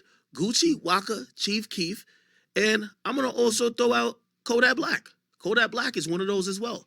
Again, I'm not saying who ranks over who, that's a conversation for a different day, but there's always a few individuals that come in the game that they come in with a different style, a different swag, a different way of lingo, a different way of approach, their whole demeanor, and that people got to respect it. And I think everybody, is given the flowers. I think this is a way to give Kodak his flowers. By the way, he showed up in the comment section. He says, yo, appreciate everybody. Means so much to me. And let me tell you this, me talking to Kodak, I think he likes when people acknowledges it. You get what I mean? Because I think sometimes he might look at it like, damn, man, I influence mad people, and then they act like I'm not the guy who is bringing uniqueness, creativity, influence. When you could listen to somebody, like if you think about the songs he's made, not saying that he's the only artist that's made really prolific songs with different, type of, either titles or whatever substances. We just got to really put it in perspective. You get what I mean? Got to put it in perspective. So, absolutely, I look at Kodak Black as one of the GOATs of this generation.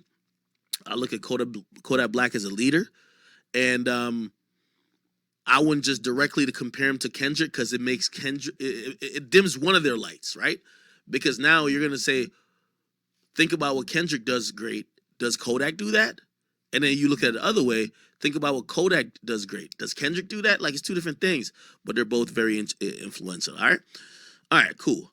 I hope that that kind of made some sense and kind of help understand it.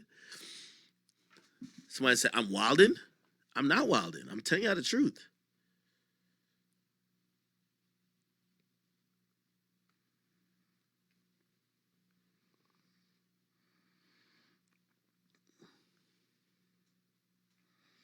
Okay, somebody says react to that.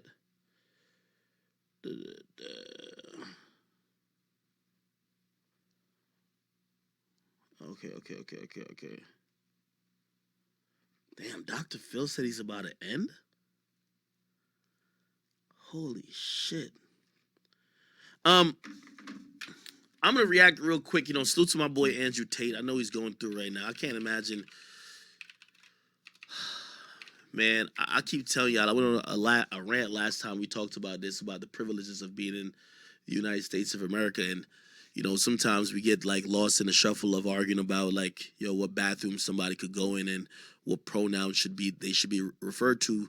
We really actually forget that, this is pretty much one of the most liberal countries in terms of, a country that is afforded its citizens the most rights, especially the rights to be yourself and be an individual. without persecution and without getting locked up unfairly and having all these rights. But sometimes people get caught up on some bullshit, you know, like, yo, oh shit, Trump is our president. Oh, I'd rather be somewhere else. No, you don't. No, you don't. Even with Trump was our president, they could put Arnold Schwarzenegger as the president. Trust me, America's just a better, you know, we too free over here. And that's a good thing. I love it over here. You feel me? You know, Andrew Tate, you know, I feel incredibly bad for him. I've been watching his tweets and everything kind of comes back to him gassing up Romania, bro. Like that nigga said that Romania was this, Romania was that. You know, for a couple of y'all little incels, yeah, y'all might be just, you know, y'all a pussy deprived. So y'all like, oh, where could I go? The girl's gonna want to fuck me, man. Yeah, if that's the only benefit, bro, you know, you could just buy, like, you could actually be an American and just buy pussy if that's what you want. You get what I mean? Like niggas be gassing up other countries. You could buy pussy in the United States of America, just maybe for a little bit more. Like, these other countries really don't got shit on it. Anyway, my boy Tate recently, he been tweeting about Romania. Like, you know what I mean? Like, it's going against everything he's ever said. You get what I mean? I see my boy, he was talking about, let me see if I can find it. He says, yo, he says, would your life be fine without you? In Romania, they could steal your life without a trial. Brother, you know, I'm not trying to blame him because I know he's going through some of the hardest time in his life, but dog, you was telling us how the U.S. was the epitome of like a hellhole and debauchery and all these other things, and that places like Romania, you get what I mean? Like places like Romania was supposed to be better. Dog, you know what I mean? We just got to be honest. You feel me? Like, this is a situation I'm going to keep saying Tate was wrong. He should have never went to Romania. Like, I'm sorry. Would your life be fine without you? In Romania, they could steal your life without a trial? That is true. They don't need evidence. That is true. In this system, innocent men return to ruined lives. My life outside is fine. I'm going to be honest with you. This is one of the things I think they try to make an example out of. Sometimes, man, let me tell you this, man. I've seen the most proudest men in most situations when there's a bigger entity or a bigger rule of law or something else. People like to see those proud men with an ego who people feel are pompous bow to their knees. They want to see them niggas bow and kiss the ring. They want to see them cry. And if you believe this Matrix shit,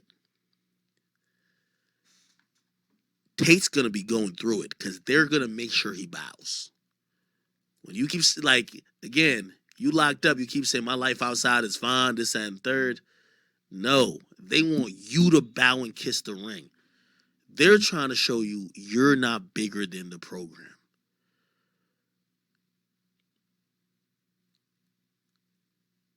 And while you might try to hold face to inspire others, they're trying to see what they could do to break his spirit. And maybe he's just that guy that, you know, he's just unbreakable. But knowing a place like Romania, it appears that this is just a tip of the iceberg.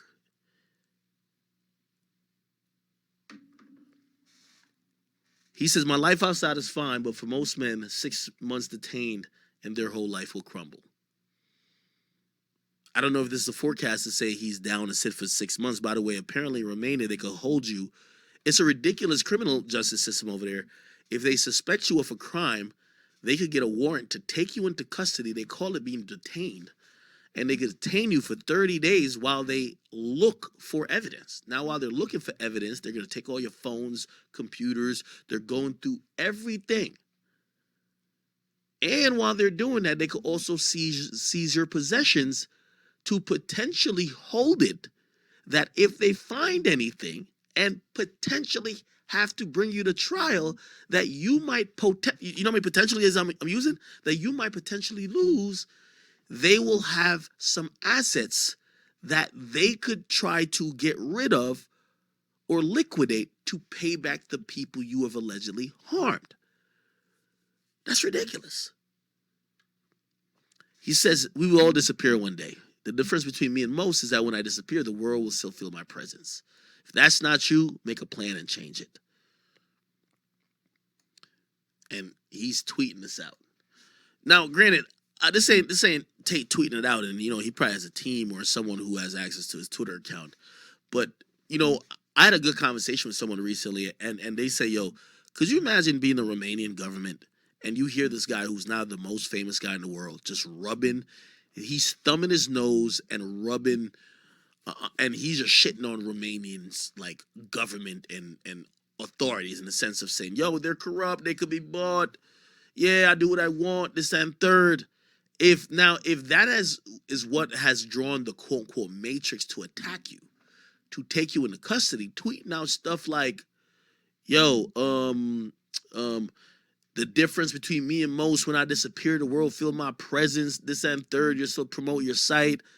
Maybe they're looking at it to say, oh, this motherfucker does not get it. It says, this is one of the daily emails I sent from unjust prison. It says, never have friends who won't fight.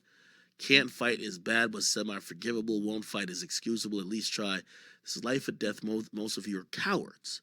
So you happily roll with cowards. There's a word for this in the animal kingdom. Yeah, it goes to his website. I interviewed Andrew Tate, and I think he's a brilliant individual. And by the way, I'm going to give him an out for some of these tweets. His assets are being seized. Who knows? Apparently they seized a lot of money, maybe in excess of $10 million cash. Maybe this is a way that potentially, I don't know, maybe this is a way that potentially he could still gain some money to formulate a legal defense, but I don't know, man. Romania doesn't seem like the place.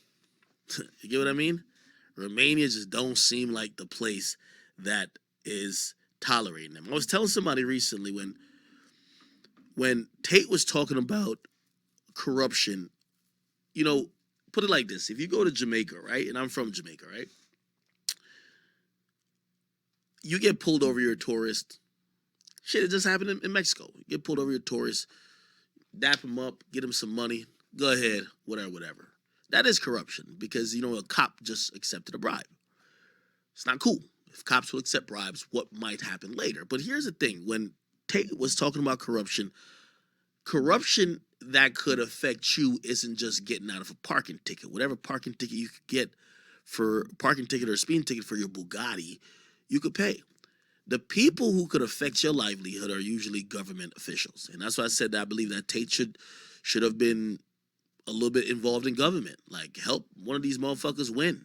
Finance some shit. Donate to both parties. Get friends at the high level.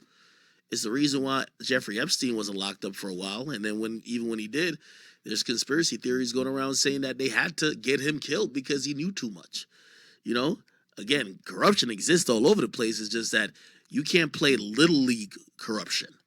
You know what I mean? If you think the country's corrupt, so you went there because your money could work, you should be trying to buy off government officials, just like how the fucking, just like how the cartel does it. All right? Anyway. Somebody said, what am I saying?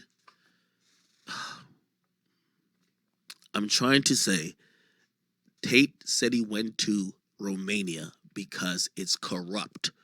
He says he don't want to be in good old America because places like here in London, you could get, if you don't have certain connections, they could take advantage of you and they could do things to you. So he likes a place where it's corrupt. This is his own fucking words. Now, 2020 is hindsight, so I'm not acting like I'm smarter than the dude. I'm just saying, if you're going to play the corruption game, you got to play it at the highest level when you're like Tate. Every major drug dealer is working with actual fucking, like, think about it. Y'all niggas ever watched Narcos? Right? And in Narcos, when the dude who built his own jail, you know who they sent in? They sent in like the Ministry of Justice or the Minister of Justice to try to talk him down. And he held the dude hostage. That shit doesn't happen without high level corruption where the fucking president of the country doesn't say, send in the SWAT team and kill this motherfucker. But because you're probably corrupt a bit, and you probably are malleable or you could be influenced by this guy, you break rules and procedures that lead to your fucking kidnapping. If that went over your head, this might be the wrong place for me to talk about it. Somebody says Andrew Tate is innocent. Anything I'm saying about this has nothing to do with if he's innocent or guilty. I actually hope he's very innocent. I really hope so. I'm just trying to speak about Romania because I hear a lot of you niggas who keep spewing out the same bullshit about places that supposedly are lit. Romania, the niggas in Romania don't want to be there. Trust me, they want to be here. Okay? So, with all due respect, this is just one thing. He says a lot of other great things, but this is one thing. Just don't listen to Tate with. This is one of the reasons he's in the situation he's in, okay? That's what I'm saying. All right, they said Lil House Phone is acting up again. Bruh. No, he's not, bro. Like, come on, bro. Slow you down, bro. I seen like 15-year-old kids who are just so high that I don't think like at the store, kids just pulling up who are so stoned, and I'm like, bro, there's no way that other things are going well in your life if you're fucking in high school and you're rolling around this fucking high. That was my high I was school. about to say, bro, I used to be taking Xans and shit. That falling was asleep in class. That was my Like, whole high school. Papa Zan go fight a pedophile at the Ralphs. Oh my god! I tried. You gotta say that in a bar. I gave him. Oh my god! Bro, listen, That's amazing having White John on the news today. That was amazing. I watched that. Yo, Papa Zan to go fight a pedophile. Wait. So we can't molest a child. That's crazy. Wait, but before we dive in too deep on that, let me just say, in high school, I took a Xan in like fourth period or whatever. How many periods was it? 6 or some shit like that? 6, right? Nigga, I took a Xan in fourth period. I woke up in that same classroom in the back at like 8 p.m. Like they just left me in there and closed the door. How'd you even get out? Isn't the whole school locked at a certain Nigga, I used to point? hop the fence all the time and go to Burger King and all that other shit.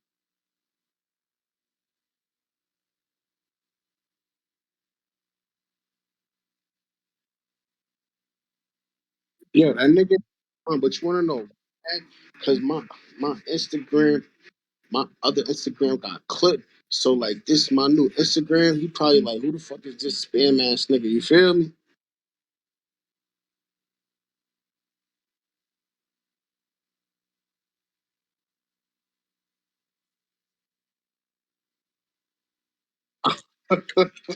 Nah, yeah.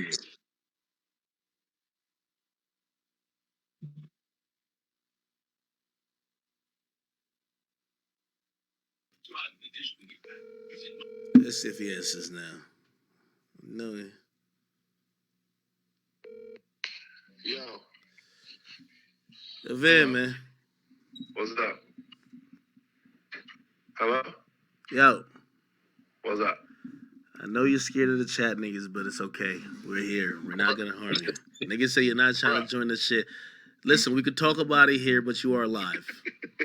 Okay, that's fine. But I actually did the Discord shit. I don't know how to do it. You But said, I did the Discord shit, whatever. I don't know how to do it. What's up? that's all good. Listen, man. Yo, I had to text Adam the truth, man. I said, Adam, I ain't gonna lie to you, brother. This is A1 content. Like, bro, like, niggas should be paying for this one. Hold on. From a content perspective, we gotta give Adam his flowers. And there's been times I've shitted on Adam for content, like in the sense of like I feel like sometimes his content hasn't been there, but my nigga is pulling some magic wands out right now. This is good. I liked it. All right, now, Act, you know what's happening right now. What's happening? You've been accused very recently of being passive aggressive. Okay? No, this is not passive aggressive. Yo, I actually texted Adam that. I know that you did, but are you saying that all of this is sort of drummed up and that there are no real feelings or emotions behind what's going on right now? Yo, Adam, man, listen, you must think you're sharp. Except you're talking to somebody. You're talking to somebody who's a little bit sharper than the average person. No, you know, 80 even hit me. 80 said this is not fake, and of course it's not. What I've realized is that I have to give Adam some type of bravery points for being willing to be that transparent, to have this conversation on camera, and I think that's actually dope. I think it is too. But look, though, there's not a lot of choice. I mean, when you look at what Adam was what he was looking at, bro, like there was a tremendous amount of pressure for him. Let's keep it all the way real. Let's forget about content or whatever. Content is cool, and I think this is what a lot of people are talking about when they talk about people who have their own platforms and make content or whatever. Content is fine, right? Like, I know you. Known you for a little while now, right? I'm not going to do anything, no matter what people say about you, no matter what the narrative is, I'm not going to do anything to publicly disrespect you. Even if that would make money or have content or whatever. I'm not going to do anything to publicly disrespect you. Because for somebody like myself, there's no content that will be worth me making you look bad, right? And what people are looking at with the situation with No Jumper is anybody that would like have a personal relationship with someone, not even a personal relationship, even a personal respect. Like, what's the level to which you would be willing to make somebody that you say you fuck with look bad for content? And that changes people's opinion, and really that could hurt your brand. It's one thing that if people think that you're gonna go as far as you can, but if people really start to think you a scummy, slimy, whatever, I'm not saying people will run away from No Jumper, but it would change their opinion of Adam, and I guarantee you he don't want that. I guarantee you he feels uncomfortable with his whole Ready fucking flaming him up, with the whole internet. Like, what happened to House Phone, bro? That's too far, man. That's beyond the level of what you should have to go through for content. You feel me? Hold on. Why? And I'm asking this. This is like, you see, this is why, you know what I mean? You know, I had to drop 60 on that fool Sharp, you know what I mean? Like, don't start no narratives about me, no passive aggressive. I get at people directly. Anyway, I'll definitely say this. The reason I'm saying why is just like,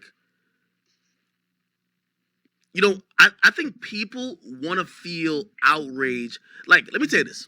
And I guarantee whether it's going to be on social media, people like you, on Twitter, whether the Reddit, whether it's going to be his YouTube audience, there's going to be people who want House Phone to be more outraged than he probably will end up being. Now, here's the reason why I'm not, like, you know, I said it when people were coming to me. They were running to me like I was the fucking savior. Like, I was like, you know what I mean? Like Captain Save-A-Pod. Like, you know what I mean? Like, yo, get him! Get Adam! Save the employees! And I'm like, bro, Adam is the same person that we know from the same couple, from 4 years ago. I don't think genuinely he's a horrible person. I do think he lacks certain sensibilities, but that's always been him. And if you know him more than me, and you watch me, I'm not working with him daily, and the same thing happening 3 years later, I basically pointed out 3 years ago. What are we supposed to take from this? And why the fuck would I be surprised when this happens again? By the way, I also don't believe he did it purposely, so I won't put that on him. But if his sensibilities lack, because listen, I'm watching this conversation, and I said on my stream, I said, bro, all he needs to do is just kind of back up and say, bro, listen, you helped me build this thing. I'm sorry. I would never sacrifice you for content. It was an honest mistake. And you know what? I'm not going to blame an editor. I'm not going to blame anyone else. I should have never even put this out. I'm sorry. Sure. And like, if he had said that, bro, I think people are looking for the humanity. I think just from time and time again, we haven't seen that from Adam. And I don't think it means he's a bad person. It's just that, you know, everybody looks at things a little bit different. You know what I mean? Like, you know, when I see certain things, that might be triggering to my emotional, you know, like my emotional heartstrings. To some people, they might be like, nigga, you a bitch. You get what I mean? So to them, it might not matter. I think, you know, Adam is just, you know, he has his own type of way of dealing with things, and his sensibilities is different. But here's the thing. I think all the people who have worked with him know this. They know this. Yeah. Like, why would you expect the fucking zebra to change his stripes and I didn't? But this is what I'm saying, though. I mean, you said why, right? You said why. Why is that across the line? Because I would expect, right? Unless you're submitting to something that speaks otherwise, I would expect a level of personal privacy from my workplace. And I want people to understand because, you know, we're looking around and we're looking at content creation houses and people like yourself that have their own operations where it's really just you. But I hope people don't get it fucked up. No Jumper is a workplace. And there are California workplace laws. I would assume the people there are under contracts. And there are California workplace laws that I'm sure have weight and value in terms of the way things go at No Jumper. Your personal privacy and who you are and what you are, there has to be a line. Unless you're submitting to that, like unless you're going on to a situation and you're saying, hey, whoever I fucked in 2015, you can talk about it no matter who it is, whatever I've done, whatever dope I've done, whatever situations I've been through, I'm consenting that you can do all of that. If not, there's a certain expectation that your workplace will not breach your personal privacy. And with something like that, no matter what people think, there's sensibilities around the particular issue or the relationship that House Phone had that could be deeply injurious to who he is, right? Like people talk about suicide, like if you were quote unquote outed, and I don't want to run afoul of any community, like that really fucks people's lives up if they're not comfortable being seen in a certain light. So you gotta dial it back a little bit. That's a clear fucking line, bro. A clear line in terms of your workplace, even as a media company. As a media company, like exposing things about people's private lives in that sense, that's stuff that my old shop wouldn't even do. Okay. They would. Go ahead. Yeah.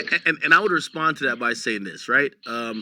I think you're right, and you're obviously right. But here's the thing, right? And just like, as you mentioned, like it's a workplace. Like, I used the example previously. I don't know if it was this stream or maybe a stream before. I said, if this was Google, how would things go down, right? Like if you worked at Google and you got spit on, that's a lawsuit. If you worked at Google and your coworker challenged you to a fade outside, that's somebody getting fired. If you're working at Google and you're sitting on a couch and a nigga's nose just get bloody because he gets a barrage of a 15 Little Reese combo, that's a problem.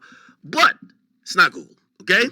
And again, not saying it's right, but just like how, and I'm using an analogy, that one cop, that police department from, I think it's like Tennessee, where all 5 or 6 of them niggas was running a train on that one cop? You know that? You heard the story? Yeah. The girl. Yeah. So in their environment, they were playing wet t-shirt contests. You know what I mean? Spin the bottle, get a little head before you head out in the squad car. That was the environment. You know who it took to fuck it up? One square who just ain't want to get his dick sucked. He stinks like a motherfucker. But he stinks like a motherfucker. What you just said, though, is the important thing. What you just said is it took one person to fuck it up. If you work at a place, right, and you don't get me wrong, like if you work in a place where somebody is saying that they want to catch a fade with you, or somebody beat somebody else up, or if you're accepting of all of that stuff, if you're into all of that stuff, like for example, if you work, between Lush and Flacco, if Lush goes to Adam and says, yo, I'm gonna sue No Jumper for putting me in the situation where one of my coworkers wants to beat me up, unless you guys fire Flacco, they gotta fire Flacco. If somebody else is in a different, now the thing that's happening with No Jumper is it's this weird street ethic that's blending into what goes on in a professional setting.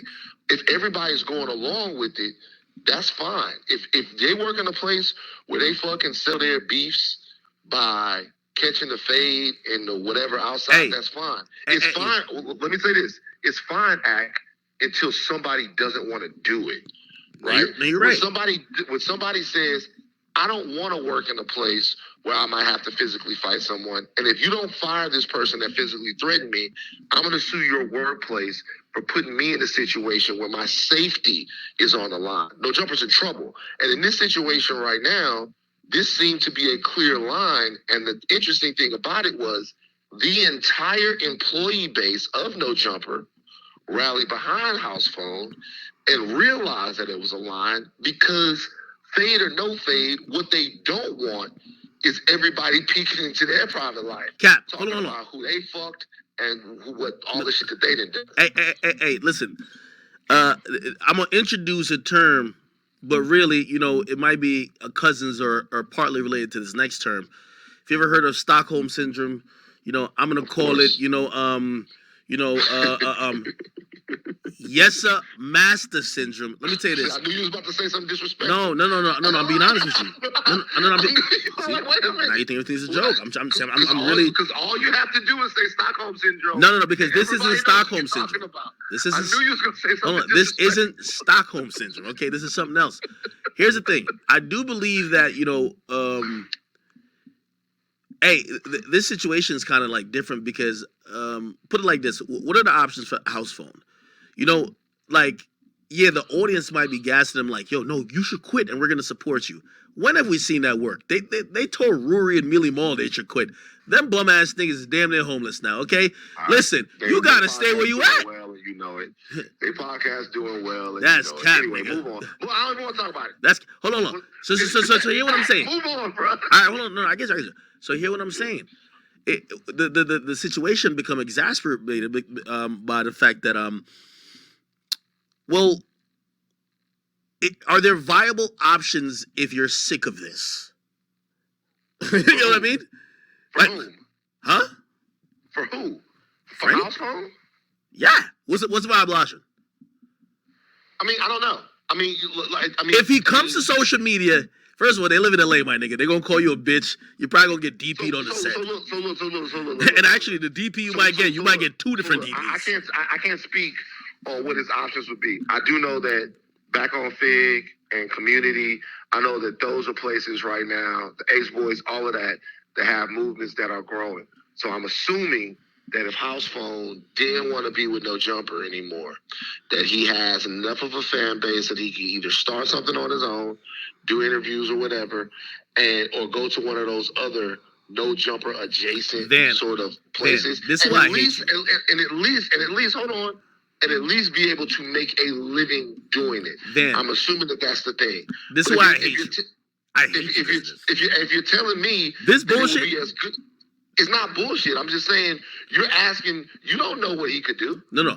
Hold on. We do know. Hold on. This type of rhetoric. This type of rhetoric simplifies and actually devalues what Adam has done. Why? So what Adam has done, and people like me have done, we have worked our ass off to create a platform, and even what Joe Budden did, worked his ass off to create a platform. And when you say, "Oh, just go make your own," it sounds good. But you know what the problem? Listen, hold on. There's similarities that run.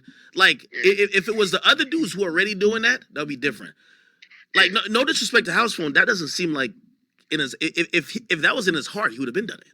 You know what I mean? But I know. But what you don't understand is this though, is when you build a platform, right, and then you build a platform and the platform gets built up, that makes it easier for anyone. This is a very simple concept, right?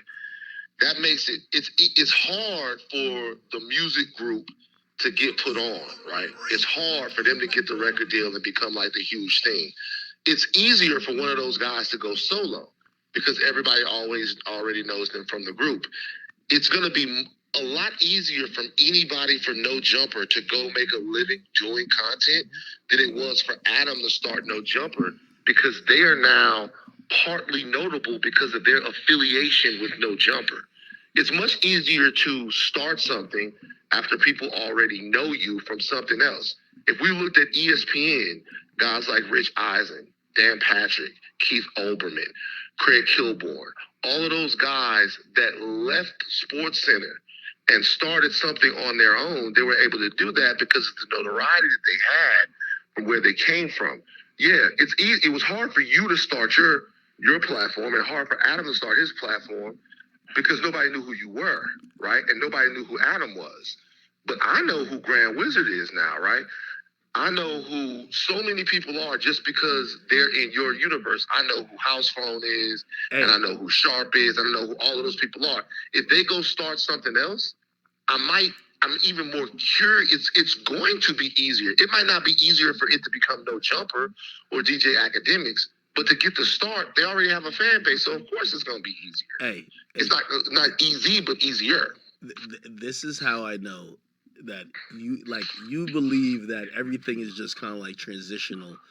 And let me give you an example, right? You see, everyone who you said you left. There's a lot of people who left ESPN who thought they could do it, they didn't do it. Okay, I don't want to. Well, I don't give a fuck about shit on anybody, but still, in reality, let's stop acting like it's automatic. First of all, like you mentioned Grand Wizard, right? I didn't say it was automatic. Hold on, I said it's easier than starting from scratch. Okay. I'm not of saying course it's not automatic. Hold on. I'm not saying it's not easier. I'm not saying but I'm saying that it has to be in you already. You see, Grand Wizard took it up on himself to say, yo, let me create something that might be adjacent or aligned to the brand, but I'm gonna create it. I got to put the work in.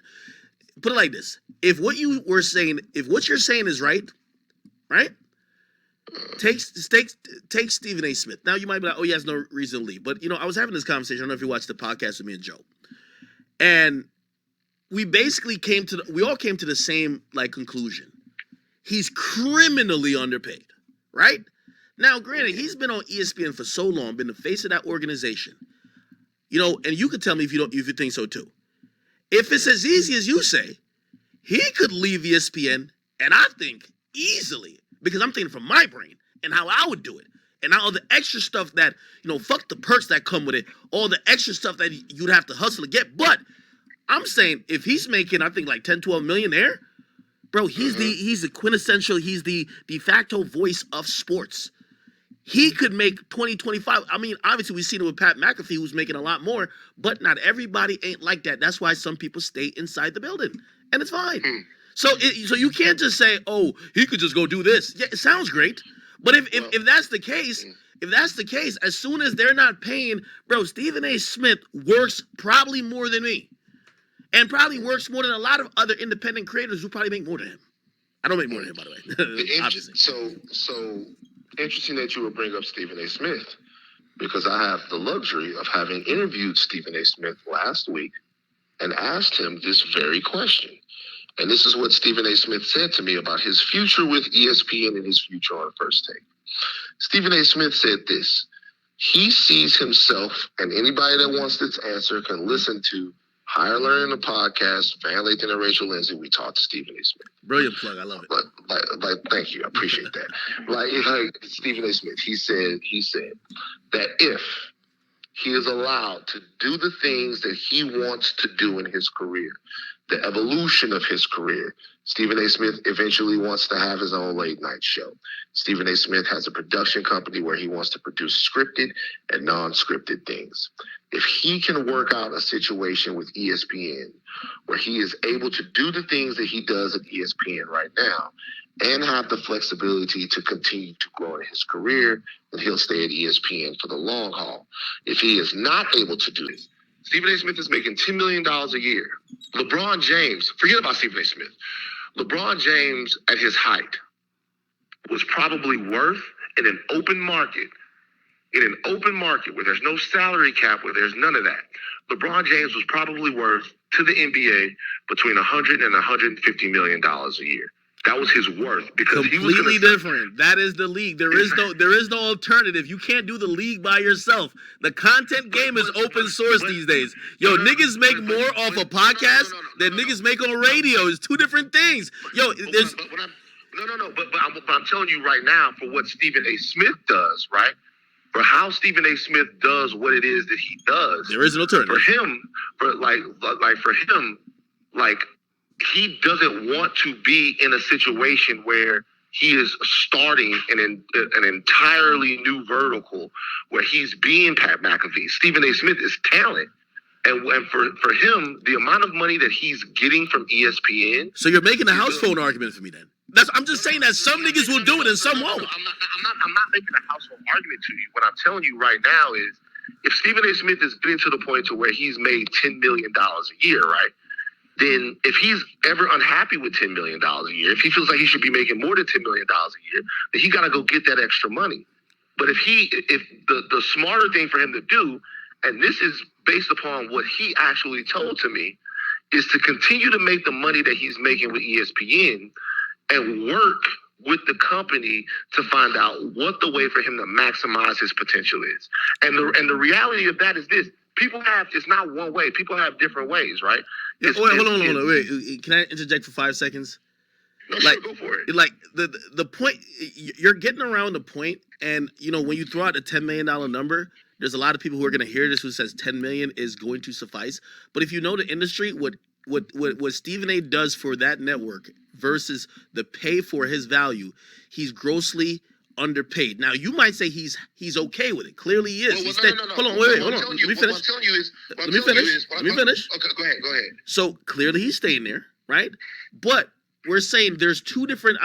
We're not talking about his happiness or not. We're just saying there's two different type of individuals. You feel me? There's one individual like Stephen A who says the path of least resistance, and I've worked this whole time putting in work in this industry, in this company. I could probably have some benefits here. Let me stay here. And there's another person that says, fuck it. I'm going to do what Bill Simmons did. If Stephen A. Smith right now went out and said, let me try to get $100 million to fucking fund some independent media company that I'm going to head up, he will get it in a second, heartbeat, right? However, it would require a little bit more elbow grease. Probably he's in a routine, and there's nothing wrong with it. I'm not trying to shame him at all. This is why when you say that, House Phone has all these options, not everybody thinks like that, brother. Not everybody thinks, let's go build something. I know, but understand though, what you're talking about, you're skipping over something I just said about Stephen A. Smith. Go ahead.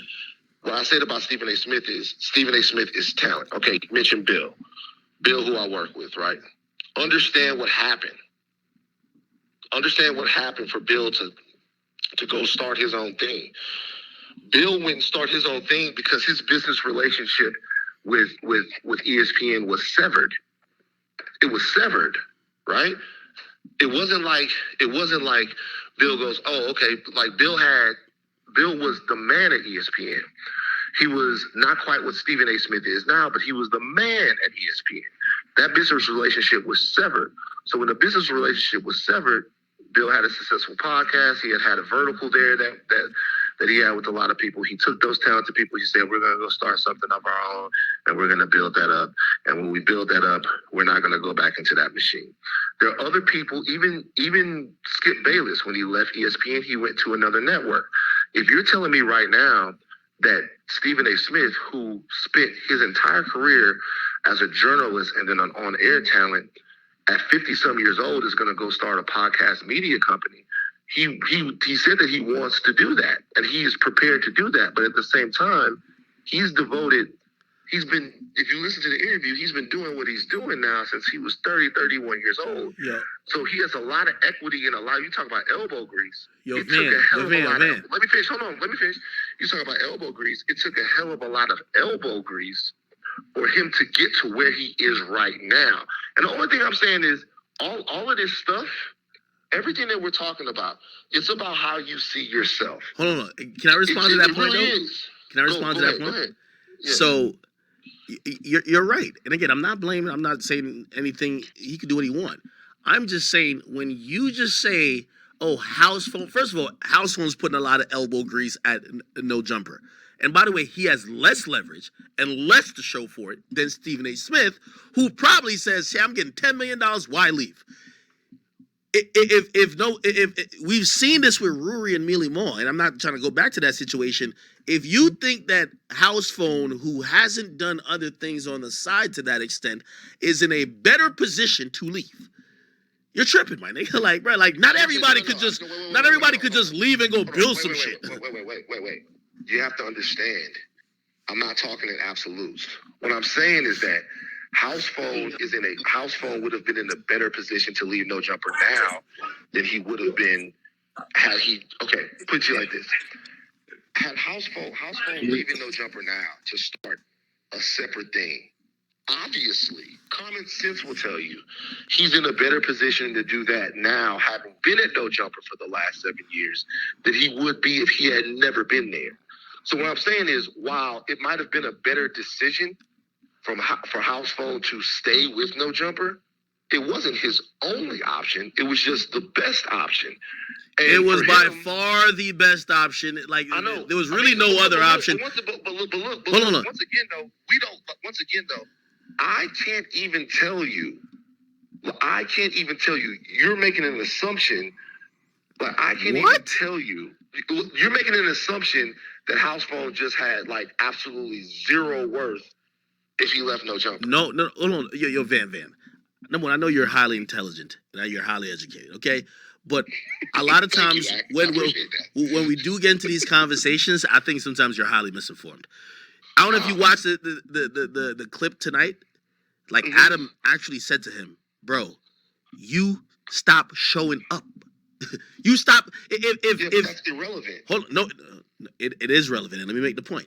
It's irrelevant because if while he wasn't at this point at his job, he barely wanted to show up, what faith would you have that this nigga is gonna just leave and build some successful shit, even to whatever point that he's getting paid now? That's what I'm trying to say. Yo, if the motivation's low at the job, you think this thing is just gonna be like, yo, the fucking like Steve Jobs or Elon Musk? No, that's not the point though. Bro, he barely want to show up to work. No, what you're talking about now are sort of levels of success. No, you can't conjecture that. There's no way to know how successful something that he started on his own would be. That's not what I'm talking about. What I'm talking about is whether or not part of success is actually showing up and putting in work. Just listen. What I'm talking about is whether or not it would be viable, right? Whether or not it was a viable option. There's plenty of people that leave plenty of things that are in better positions than House Phone. Do you know how many famous people have started podcasts? Like super famous people have started podcasts and a podcast flop. People that you would think would never have problems making a podcast pop, and their podcast. That's not the point I'm making, though. But the point that I'm making is there's no way to conjecture how successful something is going to be. The only thing that I'm saying is if House Phone, what I said earlier, if House Phone wanted to make a living doing something outside of No Jumper, he would have had the opportunity to do that. I can't say whether or not it would have been as successful as No Jumper. I can't say whether or not it would have been, but I'm saying he had the opportunity to do that. If Adam is saying House Phone doesn't have the work ethic, then maybe that's the reason why he stayed with No Jumper. You have to remember, I was fired from TMZ in 2019, like fired on TV. Everybody's seen it. It went everywhere, right? Everywhere. At that point, when I am leaving TMZ, everyone sees that I'm fired. Like the fact that went and paid 6 and that went everywhere, it blew up everywhere like it did, was the best job resume submission that I could have done, because anyone that thought that I was useful already had something in mind for me, and that's what ended up happening. Oh, so you switched the subject. What I do with those opportunities once they're there, that is on me. Hold on. No, you switched the subject though, right? Now, granted, if he had quit, of course I think there would be an opportunity for him to get hired. But what you compared it to is other people on the platform who have started their own shit saying, oh, he could go start his own shit. No. I didn't say, well, hold on, you misunderstood me. I didn't say that he could start something like them. What I was saying is that he could actually join them. So that, like, we're talking past each other. Okay. I wasn't saying that he could start something like back on Fig or whatever. What I was saying is that those things are already there, and he could even go join up with those guys. That's what I meant to say. If that didn't come across, that's what I was trying to say. I was saying, well, there are already people doing stuff, and I know that he could even go and fuck with them if No Jumper wasn't a thing. Those guys are doing what they're doing because they see that at some point they want to have their own shit. Let me ask you this question. This was a heated debate on my stream, and I was talking to my man Fax. You know what I mean? I don't know if he agreed with me or not. Okay, so my man Flacco, Big Flock, you know what I mean? You know, he's in his villain arc over there. You know, there's another dude like Almighty Suspicious, like, yo, he keep like trying to check him. You feel me? So apparently he tried to check the dude, And like I ain't gonna lie, like he was kind of turning up on Big Flock still. You know what I mean? Flock kind of held his ground, but he's still turning up. At this point, remember, we got to think about the environment. You know, like Flacco can't just run to court and sue. So knowing that, right? Flacco probably maybe need the additional income or whatever the case is. Should Big Flock pull up with the blicky, and once the conversation start, put it on the table. Put it on the table that niggas could know what type of time he's on. Real talk. Yo, serious. Like at least just put the blicky on the table that niggas know what's up. I guarantee nobody shot at him. No, don't do that shit, Flacco. Don't listen to these niggas, bro. You should stop playing. Go up there, hey, bro. So hold on, he should just catch a fade then. Bro, Wait, hold on. Should he just catch a fade? Since when has all of this? You know, I blame you for this catch the fade era in media, bro. No, that's some LA shit. I swear this is LA shit, bro. Nigga, I ain't gonna lie to you. Ever since you about to sit here and fucking lie. Yo, like, this is why I know. Yo, every time I talk to this nigga Van chat, Van is be like, yo, I'm tapped in, I see everything you see. Bro, no. I'm talking to artists. No Jumper, ever since No Jumper hired all these niggas that's ganged up, nigga, all these niggas got like some type of flag. They been on some shit like, we could catch a fade in outside, like everybody been on that. That's what they do. Nigga, they brought that in. Fade culture is a part of the culture at No Jumper, but it's corny. I didn't start it though. You trying to say I started? It is no. What I'm telling you is the first time I ever heard, because not the first time, but in terms of this new era, I'm talking about like a personality talking to a rapper, and then all of a sudden it's like, and if you want to, we can meet up somewhere to fight. I'm like, I've hit you before. I've been like, yo, nigga, what the fuck you doing? Why are you trying? Hold on. All right, hold on. I'm gonna say something, but every time I drop truth bombs, niggas don't never want to talk no more about it. Mm-hmm. You want me to respond to that? I know what you're gonna say. What? That they started it with you?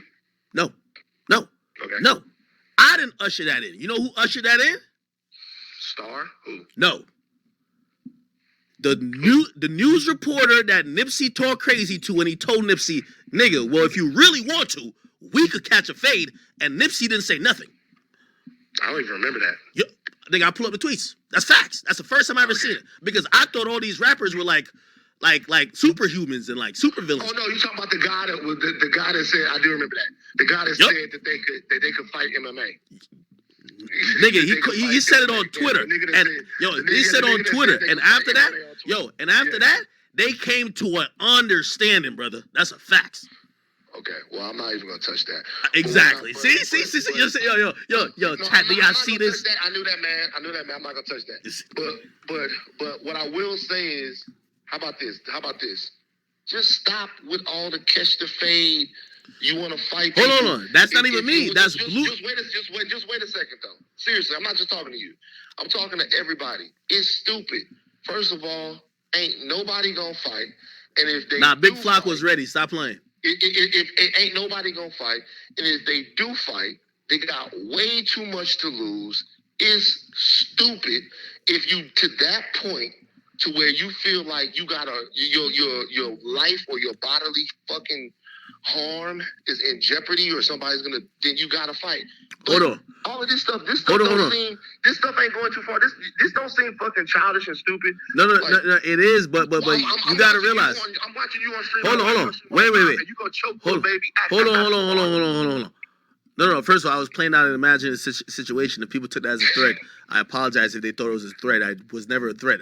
They said, what would happen if he confronted you? And I said, bro, Lil Baby's just an anorexic guy. And I'm like all right, 3 times his size. No, I'm serious. Okay, cool. Like, you know what I mean? Like, he's battling perks and all type of deal. But anyway, regardless of the fact with that, you get what I mean? Like, the whole Blueface thing, Blueface, you know, he's a reality star now. He's not even a rapper. He volunteered to take a fade for someone else who I didn't even challenge to a fade. Actually, that person challenged me. Now, he just why do you didn't show think he did that? Hold on. Hold on. But wait a second. Why do you think he did that? You want me to answer? Why do you think that Blueface wanted to catch a fade with you? Why do you think he did that? I think he wanted to catch a fade with me because he just got knocked out by his girl and he needed a comeback fight to prep for it. You clowning. No. I'm serious. He needed a comeback fight that he thinks he needs a comeback fight that he could take to warm up for the next time he fight Christian Rock. Okay, can I tell you? Can I tell you why I think he said that? If you say anything that you're trying to like make sense of it, the guy is not a rapper no more. Hold on. I tell you, like, I tell you why I think he wanted to do that. Okay, then I'm gonna come back with proof with using his own words. Watch, go. Okay, I think that he wanted to do that because he felt like you wouldn't want to do that.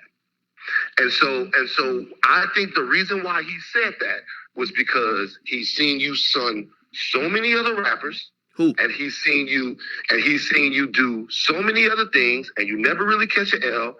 And I think he said that because somewhere in his heart, he thought you weren't gonna want to do that, right?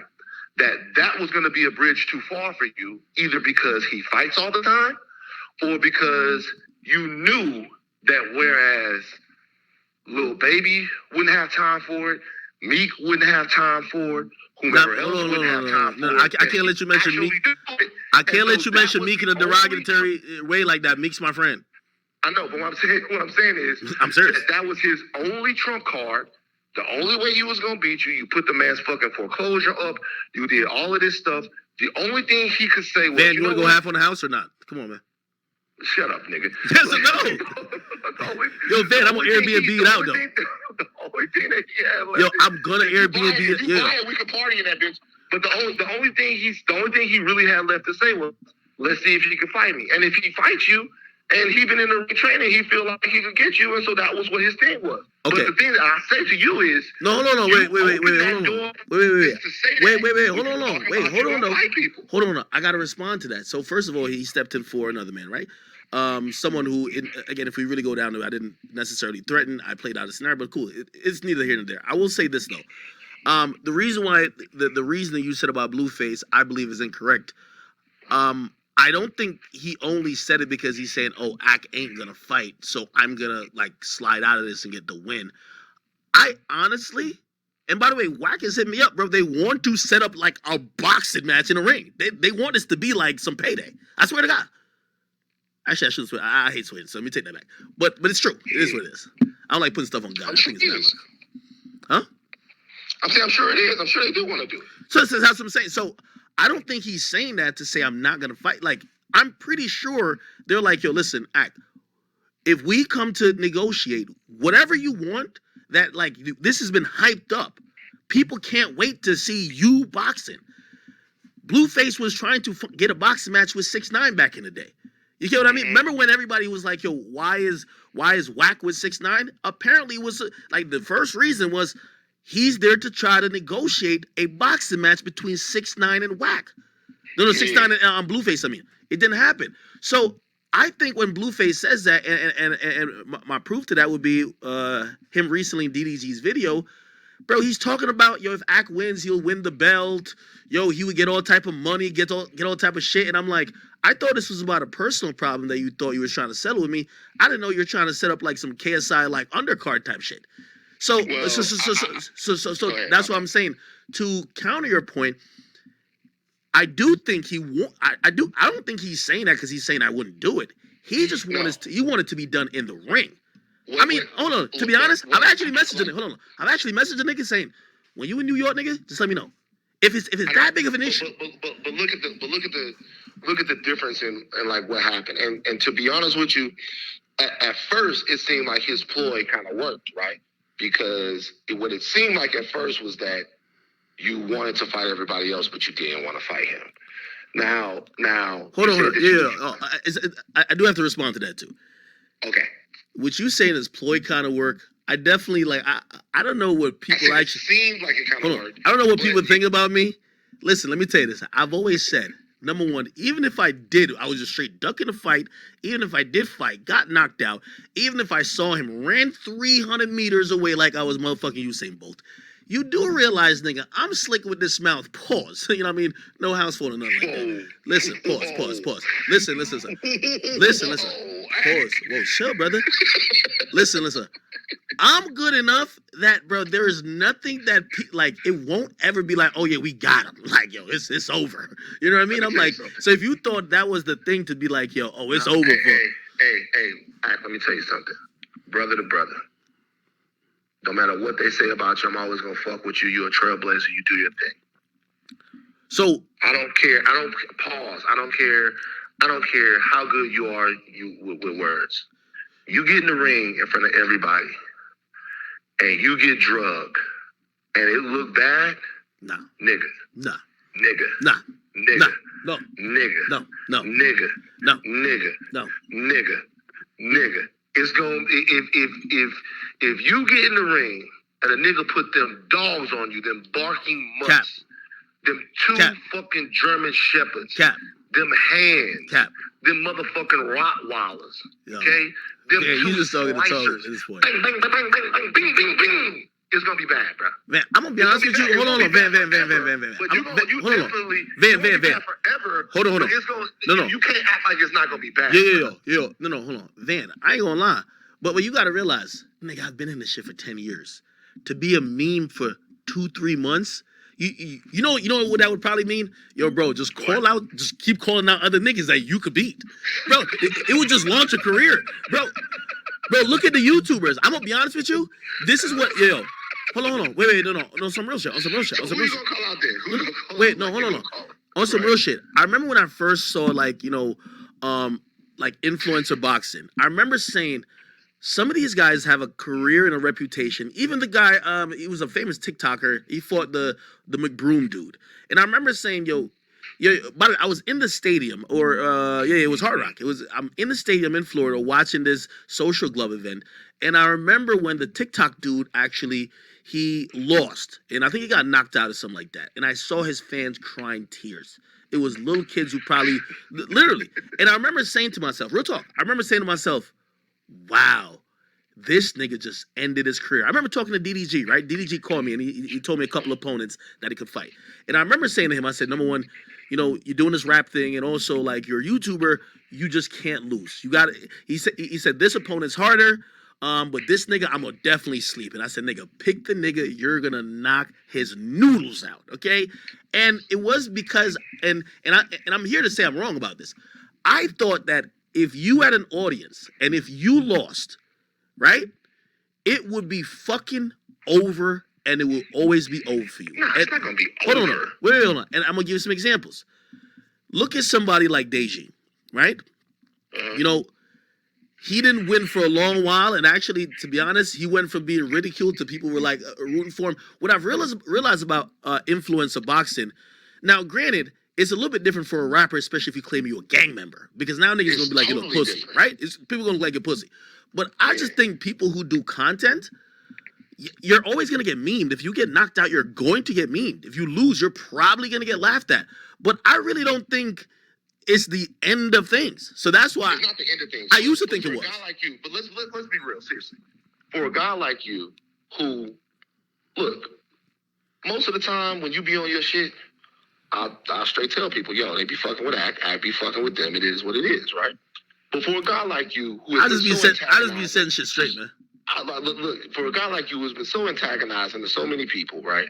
Who goes the wildly entertaining, but super, you on there yelling, you a bitch, you a little nigga, whoa. You all of that. I don't really call people a bitch now. Now I really call people a bitch. Whatever. You a little nigga, I'll son you, all of that stuff. If you get in the ring and it looks bad, now here's the upside. And I told you this. We talked about this on the phone. The upside is if it don't look bad, I'm not even talking about you could even lose a close one. If Blueface 10-9 you knocked him out. Straight up. If he 10-9 you, if he went on jabs, nah, he gotta go in there and dog you. And I told you even on the phone, I'm like, yo, bro, like, cause I'm in the gym every single day boxing. I'm like, dog, come in the gym. Nigga could teach you how to, like, it's not Floyd Mayweather you in there with. Like, nigga could teach you how to kind of get around there and get your shit off. It's not that big of a deal. But you even saying that conversation is acting like the imminent and biggest reason why this wouldn't happen. Because this is a conversation. Hold on. Don't say the number. Don't say the number. Did not call you and I say, because I was entertaining this for a moment. I said, yo, for a certain number, I don't give a fuck what happens. I'm in that ring. But I need that number. You remember you called me and you said that. So like put it like this. Of course, Blueface is gonna like make it sound like, oh, he's super scared, this and third. But number one, first of all, like Blueface isn't that relevant. Like for all, put it like this: when people want to see Blueface fight me, Then why are you doing it in the first place? Then no, hold on. See what I'm saying? If he's not that relevant, Wait. No. I clown everybody. How that seemed. Yeah, This how it seemed. It seemed like no. You only bring up the fact that he's not that relevant. No. I clown everybody. It comes down to boxing him, but he was relevant enough for you to be on his ass about all. No. Hold on. Boxing is different. I clown everybody. I clown D Savage. You ever heard of him? Worst rapper on the West Coast. I don't know what that Horrible. is. Like, you ever heard of a nigga named Young Bands? I clown him all day. Nigga, have you ever heard of a nigga named Sharp? Nigga, I literally like nigga, they pulled him off of Skid Row. He was pimping out them crack. Sharp, bro. All right, but that's what you like Sharp. Hold on. You know you like Sharp. I do like him. That's true. But here what I'm trying to say is, nigga, I talk about everybody, bro. Nigga, if a crackhead off Skid Row find a phone unlocked and he say "fuck you, Ak," and I don't know, man, I'm off the Henny and I take one good sip and I just look around, I might go on the crackhead too. But now that's different than okay. Oh, I'm mad at you, so I want to like do something. All right, do what you got to do when you say you got to do it. Got you. Now it's different if those people are saying less box. I could bring up someone else. First of all, there was a 5'1" midget named Guap Dad 4000 who wanted to box with me. Right? This was on Clubhouse conversation app. You think I'm scared of that nigga? I know Guap. That's my man. Okay, exactly. Yeah, you got mad political connections. Jesus. But anyway, you think so? It's bro, but. What did I say? And 21 Savage was trying to facilitate that. Political connects, like Guap is. Hold on. The governor, he's a rapper. Hold on. Yeah, no, he got mad at me because Russ ended his career. It wasn't me, nigga. Like, if Russ beat you up, it ain't me, nigga. Like, actually, I love for the nigga, man. But damn, I forgot about that. Yeah, Russ slapped the do-rag off and said, I don't know what happened. Like, that ain't got to do with me. Russ didn't do. Shout out to Russ. Russ set it off. Stop playing. Like Russ got some niggas that be with him, and I think the whole. Stop snitching on him, man. You're doing the gunner right now. Stop snitching my boy Russ, man. Stop snitching, man. Hold on. He know it's all love. Yo. All right, but anyway, so with the Guap Dad 4000 thing, I was just like, yo, listen, if I'm going to get in the ring, you got to remember, nobody actually wants to see these guys. The only fight that Blueface could really sell is him versus Krishan Rock right now. That's it. Like, and I'm not advocating for domestic violence at all, but I'm saying he's not really, like, the boy was about to fight Swaggy P. Put it like this. I was in Nick's corner. Put it like this. Because of how hated I am, if I'm going to get in the ring, I might as well cash out. That if win, lose, or draw, I'm taking it to the bank. You know what I said about the Guap Dad situation? I said, if I'm going to get in the ring, I'd rather get in the ring. At that time, me and Meek, we ain't having that conversation. I said I would have rather it been with Meek, or I would rather it be with Freddie Gibbs. Why? And granted, apparently Freddie Gibbs is taller. Nigga, who knows? I don't know if he can box. Who cares? But I would get the most amount of money. You feel me? Yeah. But this is my thing now. Blueface is relevant. I'm sorry. I'm not, whatever you say about Blueface. This is my thing now. Hold on, we gotta get him to a clinic because did you see that video, man? What video? Oh my God. Whatever. I didn't see it. No, hold on. I gotta describe it to you. Let me describe it. It's a lot of. No, I gotta describe this video. I try to keep up with as much of this shit as possible. Yeah, hold on. No, hold on. All right, hold on. And let me make another point. Because everybody keeps saying, "Oh." Let me make my point. No. Hold on. I just gotta make this one. I'm not diverting. No, you're not. You're not diverting. I'm talking about Lil Baby though. Hold on. I'm talking about Lil Baby. So put it like this. Right? Put it like this. Yo, it's like Jake Paul. No. Listen. It's like Jake Paul. Jake Paul, his aim in the game isn't to fight every single person who claims they want to fight him. Right? His aim in the game, right? Once he got in the fight game, he's like, yo, listen, I'm gonna use the equity or the hatred y'all have of me, and I'll fight the guy who y'all think is gonna win the most, or the guy who's the most, counter. It's like, it's like in wrestling, let's build up somebody as the heel and somebody as a good guy, right? Yeah. If it's Lil Baby, yeah. You feel what I'm saying? Like, if it's Lil Baby, yeah. Again, Let me tell you something about what you're saying now. Uh-huh. There are two Jakes. What? So let me tell you what I mean. So Jake trained all summer long in Philippine boxing in the Valley. Jake and BJ used to come in there. I didn't see Jake. I didn't worked alongside of Jake. I didn't see Jake. Jake was in the gym. How many rounds did Jake put you down and keep it a bean? I never fought Jake. But let me tell you something. What you're saying right now is if you want a big fight with Jake Paul, then yeah, you have to have a name. But see, if you're in and around the gym and you look at Jake and you say, "Give me 4 rounds," he will give you exactly what the fuck you want. And I'll tell a story right now of a heavyweight that I used to spar with when I was first getting my when I was first turning brown before I was green. Dude used to be in there, could not wait to get in the ring with Jake Paul. Couldn't wait. Used to always talk shit about him. Got to the point to where we was like, "Yo, just tell him you want some work." Got in there, told him you want some work. Jake and BJ was like, "Yeah, sure." This guy is not a small guy. This guy used to spar with me. I'm a lot bigger than I used to be, but did he fuck you up? At that time, I was about 240. Jake beat the shit out of this boy. So right now, you're talking about if you want to fight Jake in Madison Square Garden, yeah, you probably got to have a name. But if you just want his hands and you in the gym, he'll give you that work. Just because he wants you to know he'll whoop your ass. Hold on. Van. So what I'm saying is this. What I'm saying is this is my thing. This how I feel. Yo, Van be talking to talk. Yo, Van, I answered this question already. I said, listen. I know, but this how I feel. This how I feel. Seriously.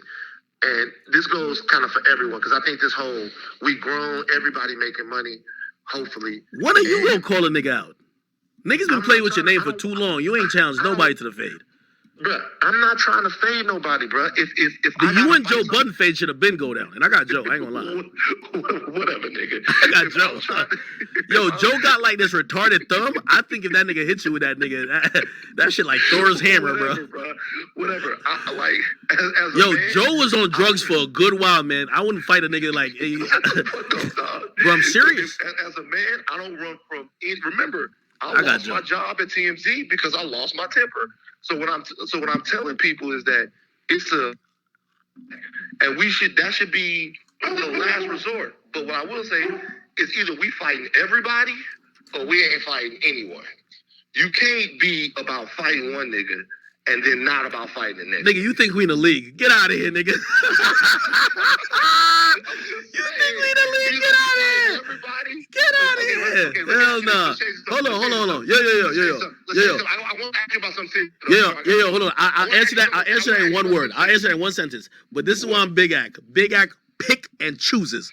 I don't give a fuck. First of all, the streets is over. So hooray, the streets been over. We don't gotta listen to the streets. Does Act pick and choose? Duh. You get what I mean? Like, of course. What do you want? Like, let me ask you this. Seriously, bro. What is this about? Like, when you and Sharp gonna squash this? You and Sharp gotta squash this. Sharp, come on, bro. There's no reason for you to be beefing with Sharp, bro. There's no reason for you and Sharp to be beefing. Sharp cool. You cool. I know you respect Sharp. I know Sharp respects you. Like, what's the point? What's the point of all the animosity? It's like, it's nothing. No. Hey, pull like this. Nah, me and Sharp, we absolutely have nothing going on. He's just, he made a comment saying I was passive aggressive, so I just wanted to show him what being direct is, because clearly he feels like there is a lack of being direct, and if there's anybody who should be accused of that, it's not me. I love talking directly to people. You feel what I'm saying? I'm not the guy, nigga. I'm not dropping a bunch of subliminals like Jay-Z, my nigga. I'm the person who say your name 30 times, nigga. So again, when he said he was like, oh, I'm a little passive aggressive, I just had to give him a dose of being very direct. And now that he knows that, he should know that, if I did have something to say to him that's derogatory, or if I had to, address him, I would address him by name in a nice little rant. And, listen, man, I'm just trying to, I told that boy to clock in, man. The next thing he do, I'm going to get Adam to dock his pay. Next time we talk, I gotta go. Next time we talk, can I give you my opinions on 1090 Jake so we can talk about it in public? Yo, 1090 J might want to catch a fade with you, man.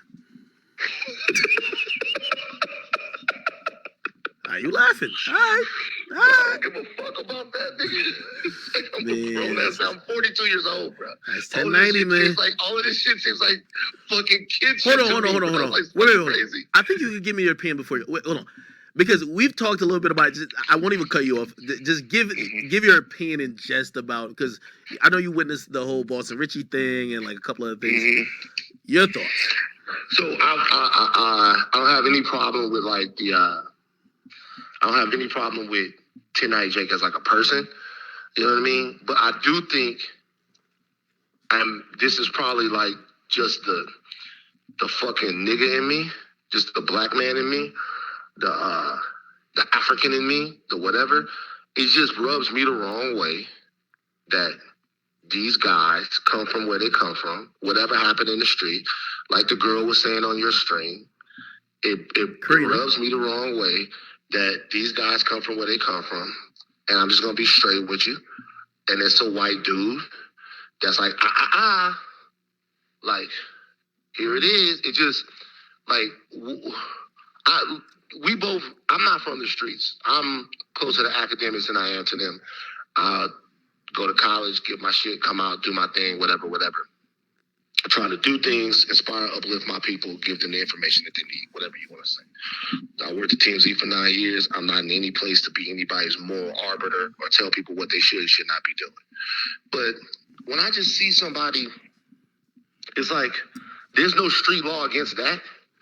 You know what I'm saying? I don't know. Someone would have to tell me. There's no street law against just taking somebody's situation and then running and telling everybody. There's no, like, what's the situation about that? Like, where I'm from in Baton Rouge, I don't know nobody that went around, just trying to,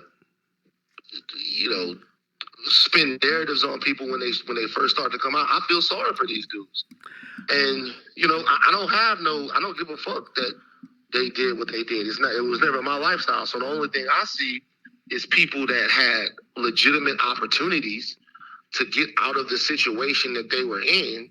And now that those opportunities are gone, a lot of times for quote unquote mistakes or things that they did when they was 13, 14, 17, 18, it's weird to me. You don't see nothing wrong with that?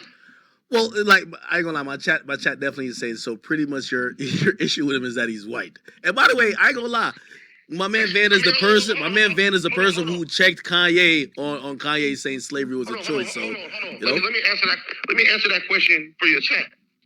Yes, absolutely.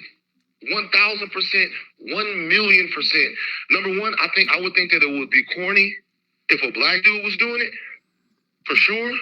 But I think it's doubly worse if somebody that's white is doing it. I don't give a fuck what they think. Absolutely. 1,000,000%. That's like, I have no problem saying that. Yeah, that don't sit right with me. And I know I'm talking generationally to a different group. Y'all let all y'all friends call y'all niggas and all of that shit like that. I know that's what y'all fuck with and all of that. He doesn't say the N-word. He doesn't say the N-word. I've never heard him say it. I know he doesn't. I've heard him not do it. Once again, 1090 Jake as a guy, that there's anything wrong with him. I've heard him talk. Very intelligent guy. Seeming to me like well-adjusted in the way that he would be well-adjusted for what he's had to go through from what I gather. But that's like just cool with y'all. Y'all don't, there's nothing wrong with that? Okay. And by the way, we've had our conversations about this, I don't think I excuse everything, but I definitely see I see his place in hip hop. Would you ever, just have an intellectual conversation? He doesn't come across like the guy who disrespects people. Would you have a conversation with him? Certainly. I've heard him have conversations before. Like I said, I think it's an interesting thing to be talked about. I mean, it's nothing personal against him. Certainly, I would have a conversation with him. As far as that, I've heard him have conversations with you. I heard him go back and forth with Meezy. I listened to him talk to the girl who was from overseas. Certainly, I would have a conversation with him about it. By the way, I ain't gonna lie. They're calling the hypocrisy in the chat. They said, "Man, and this dude don't got no problem with Vlad or Harvey Levin."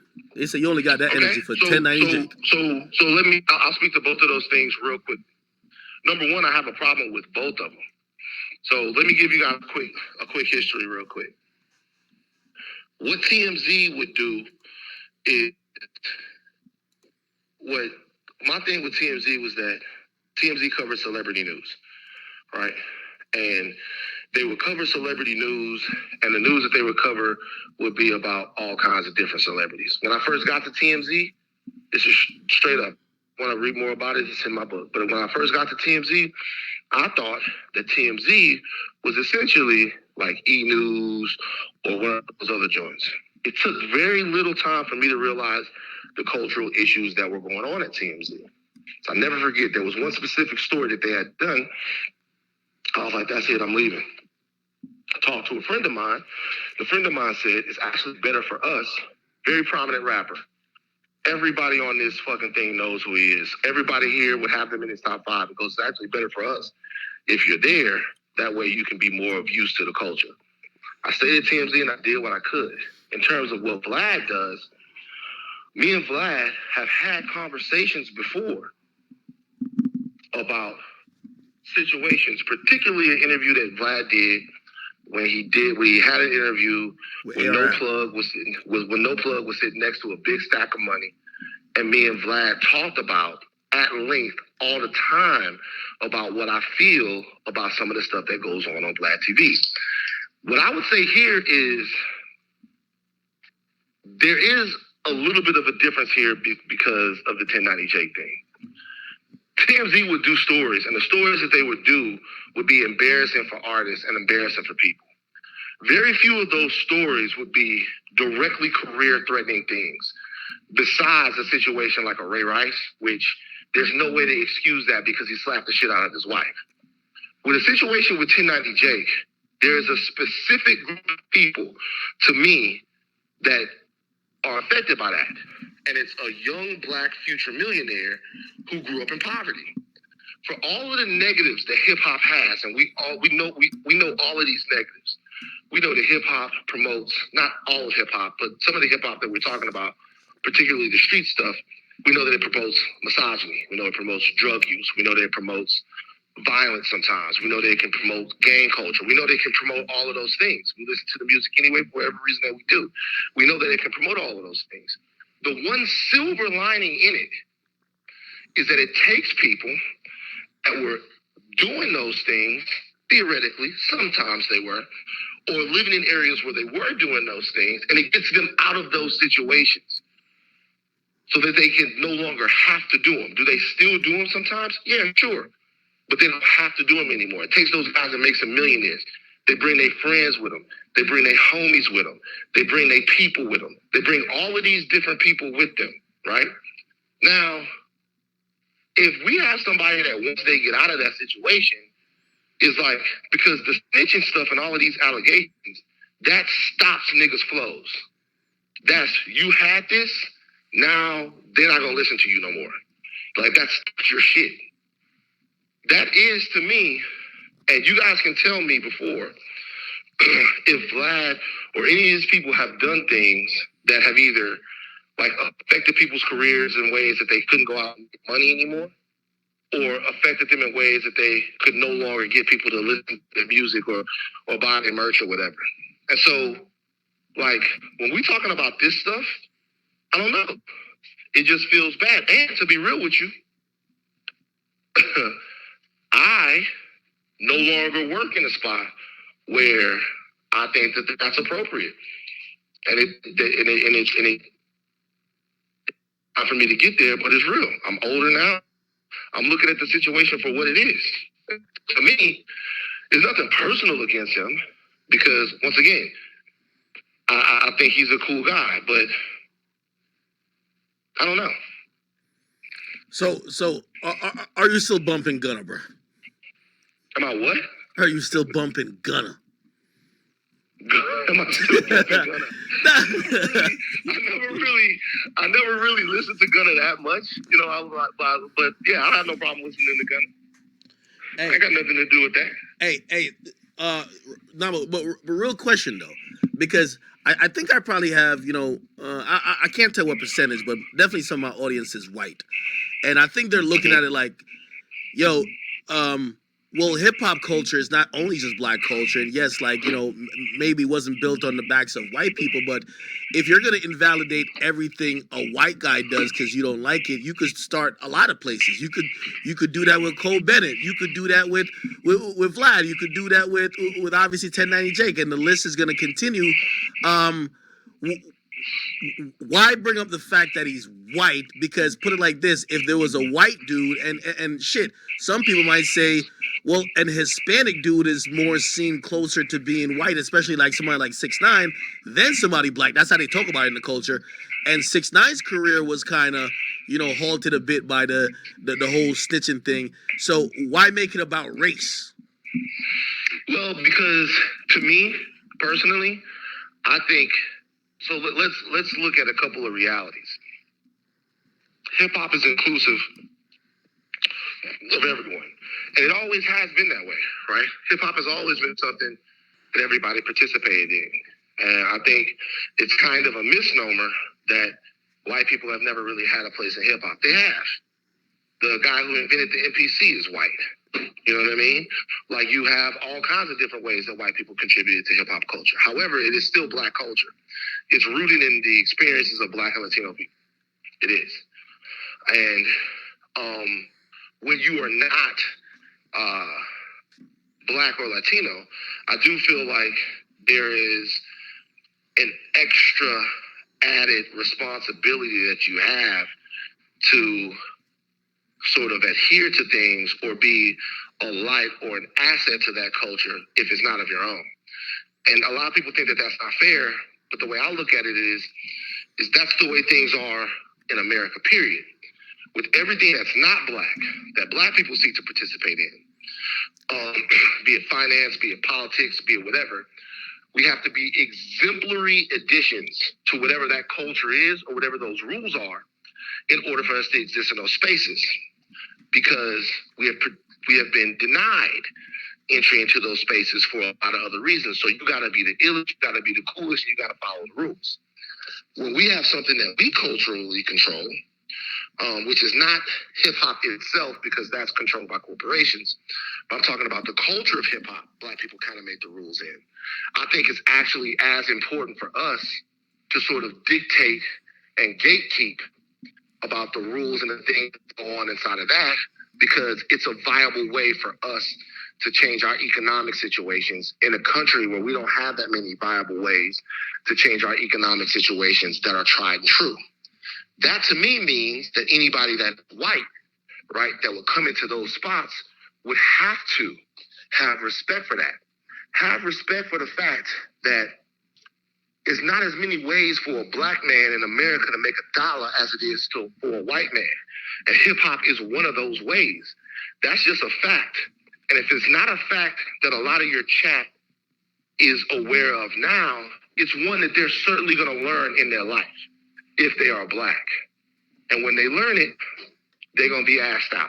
But I'm telling them right now that in the ways that we as black people have to approach making money, have to approach economics, and have to approach the things that work for us, we need to have some sort of stewardship over them, right? And so if I'm a white boy in hip hop, do your thing. Don't feel like you owe nobody nothing, right? Do your thing, be you, but understand the space that you're taking up. And that's just kind of what it is. Bro, if I went to Jamaica right now, where you're from, right? And we all black. If I went to Jamaica right now, where you're from, I'm going to go to all the parties. I'm going to dance with all the women. I'm going to do all of that stuff. But I'm going to remember that I am not Jamaican. And I'm going to make sure that the fact that I am not Jamaican is part of my respect for the culture that I'm participating in. Even if I decided I was going to make dance hall music, even if I decided I was going to marry a Jamaican woman, I'm going to remember that I'm in somebody to believe in that. And so if you're white and you're a hip hop, no problem. Come, rap, do your thing, do all of that. But I don't want to see you taking out other black men. You know what I'm saying? When you, I don't want to. But hold on. So let me give you a little pushback to that. But would they say so? A core fundamental rule or code in hip hop is we don't fuck with snitches, right? So it's not that this guy is coming in. I wouldn't say that's in hip hop. I would say that's in street culture. Well, I mean, hip hop seems to be centered around. I mean, the most squarest person, like Post Malone, said he wouldn't do a song with 6ix9ine, and it's mostly because of the pressure that is just being received by the culture. Like hip hop culture is kind of parallel in the line with street culture. Like, come on now. It is parallel. It's parallel in the line of street culture, but I do think that like there are guys in hip hop. They're all parts of hip hop. They're people that would consider themselves to be hip hop artists that don't have anything to do with the streets. Now, if everyone decides that they're not going to do a song, if doing a song, I can guarantee you right now that Post Malone is not doing a song with 6ix9ine, not because 6ix9ine is a snitch. Post Malone is not doing a song with 6ix9ine because everybody else has decided they're not going to do a song with 6ix9ine. No. Well, whether it's either one, the origin of why people decide not to do a song with him is because he cooperated. So again, what I'm saying, it has a bearing on the culture. All I'm just saying is that 1090 Jake isn't coming in and instituting a new rule and causing a witch hunt. The culture claimed they don't like snitches. Now we're mad at the guy who actually points them out. I thought the culture, listen, how about we say, oh, we don't care about it. So when he points them out, we're like, okay, that's cool to know, but we're still going to bump his music. Right now, the ramifications are, when you point them out, we're not listening to them, and everything you're saying about stopping a black man from making a living, of course that is true, but the culture itself claims it doesn't like snitches. He didn't make that up. I mean, to be honest with you, the reality is that no one likes a snitch. Like, no one likes a snitch anywhere. Hip hop likes to apply ramifications to that. I understand that. I understand that. If you in the police and you go to internal affairs and you tell the rest of the police not gonna fuck with you. If you in the army and you go and you rat on the rest of your platoon because they did something, the rest of the army not gonna fuck with you. I hear what you're saying with that though. Let me finish this point. There are special rules and laws to protect whistleblowers in our society, because if there weren't rules and laws to protect whistleblowers would be ostracized in our society and would be unemployable after the time that they blew the whistle. So I'm not saying that to say that like that your point about hip hop isn't true or salient. I'm saying that to say that like that's something general in society, but it's only one facet of hip hop that actually really claim and preach that that's what they live by, right? The people that say they come from the streets, they claim there's a code that they follow, right?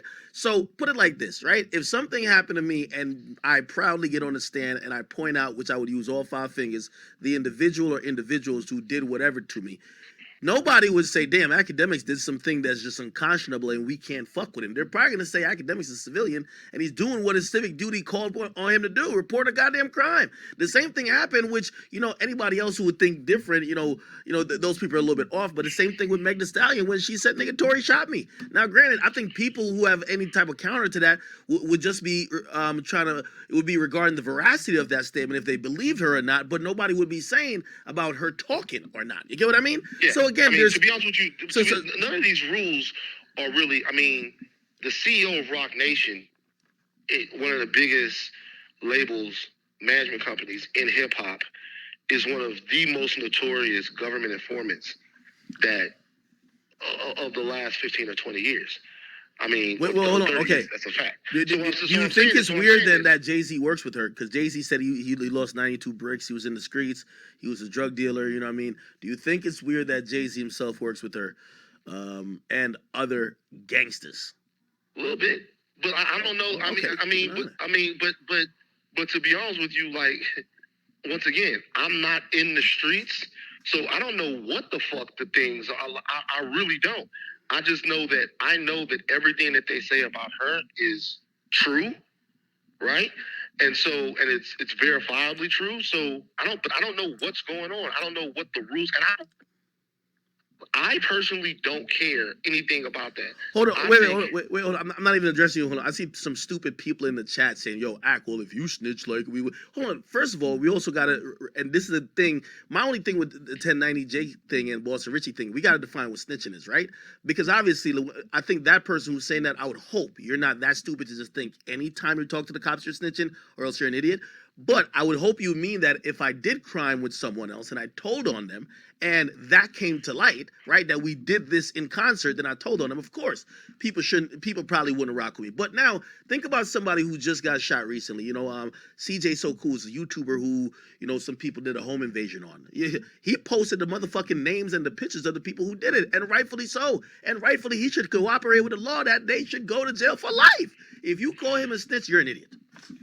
To me, like, I had glasses on, I love glasses, and I asked Glasses if he seen a child molester picking up a girl in a white van in his neighborhood, would he call the police? And the only reason why I did that is because it puts the life of the actual child in jeopardy. It's one thing to say that you want justice or you want somebody to go to jail. It's another thing to say, hey, would you use the investigative tactics of the police force to get back a child that had been arrested by a child molester? And Glasses said he wouldn't call the police. Oh, wow. Like, I love Glasses. That's a deeply embedded psychosis that we really need to deal with. Hey, let me ask you this question, and it might be reiterating what you. But let me just finish off the one thing I'm saying. I'm not like, look, the only thing that I'm saying about is like, I'm gonna be honest with everybody, with you and everybody on stream. I have a lot of PTSD when it comes to America, racism, and all of that stuff. I'm from Baton Rouge, Louisiana. When I look at what happened to Tyree Nichols, when I look at what happens all over, you guys are a lot younger than me. I'm not making any assumptions for anybody. I'm sure that everybody's trying to live their lives and whatever. For me, I look at a lot of the outcomes that people have, and I think about them in terms of what Black people can do. Part of what makes me even more this way now is my time at TMZ and my time in seeing exactly how things went there. That's part of what hardened me here. And there's nothing against 1090J personally, like I said before. It's just, I kind of look at that and it doesn't feel right. I would love to talk to him about it.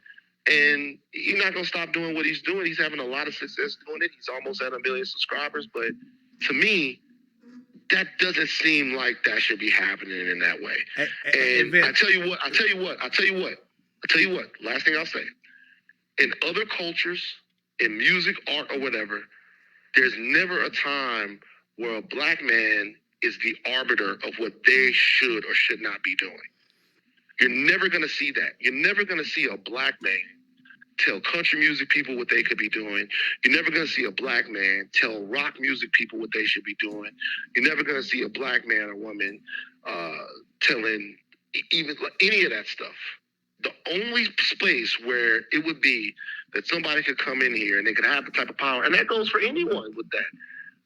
Vlad, Adam, all of that stuff. We're accepting, and they've all dealt with that in different ways, that criticism. But, it is what it is. Hey, 2 questions real quick. The first one, my chat definitely wants to know, would you tell without getting a meal and a drink, or would you at least wait for the meal and drink first? For me? Yeah. I got to get the meal and the drink. Just because now I know that I can get it, right? Are we going Big Mac, or are we going like ribeye steak? You know what here's the thing. Well, first of all, what age am I telling that? Right now. Oh, well, shit, you got to go to Mastro's now. I done had the best. You know what I'm saying? I done had the best. Like, you can't get me with McDonald's now. Not a 50-piece nugget? Nah. Y'all remember The Wire when Weebay was told? Well, no, not Weebay didn't tell. He was confessing to all. Weebay would never tell. Confessing to all of them. He made them go get the pit beef sandwich and the extra slaw. Nah, bro. Go to Mastro's. Give me that porterhouse, come back with that mug, the big steak, give me the butter cake, the whole nine. I'll tell you what you need to know, man. Free my dogs. Hey, secondly, so my man Seth Banks, I think he's kind of repeating what you said, and you probably could reiterate what we said before. And I see this comment keeps coming up, right? And I'm really, I guess, and I think you explained it already, but I'm still trying to, get it. He says 1090 needs to mind his business, go report on white snitches. Thoughts? You know why I hesitated? I just thought of like a whole YouTube series called White Snitches with 1090J. It just hit me. This is fucking hilarious. I don't know, man. I guess it doesn't feel right. So it kind of like I'm looking at what Boss and Richie is going through. And I don't know whether or not they're so deep in the weeds in the story. I don't know whether or not Boss and Richie is a snitch or not. I really don't. I just know that I feel bad for him. Like I feel bad that he popping out doing all of this, and now all of this shit is coming up. Man, I watched Spot 'em Got 'em Say Cheese interview. Spot 'em Got 'em wasn't even speaking English. It was like I'm like, man, if this dude don't rap, what is he gonna do? You know what I'm saying? Like, what is this guy gonna do if he not rapping? And all of that street shit is so fucking dirty and fucked up anyway. So I don't know, man. It's a bunch of nothing to me. But bro, I'm glad I listened to the conversation with 1090J and Meezy, and I thought it was illuminated, man. I fuck with Meezy heavy, bro. Meezy make, of all the people you have on your stream, Meezy and one of the chat niggas, I can't remember the name of the chat nigga. I like when he talk, but Meezy be making the most sense, bro.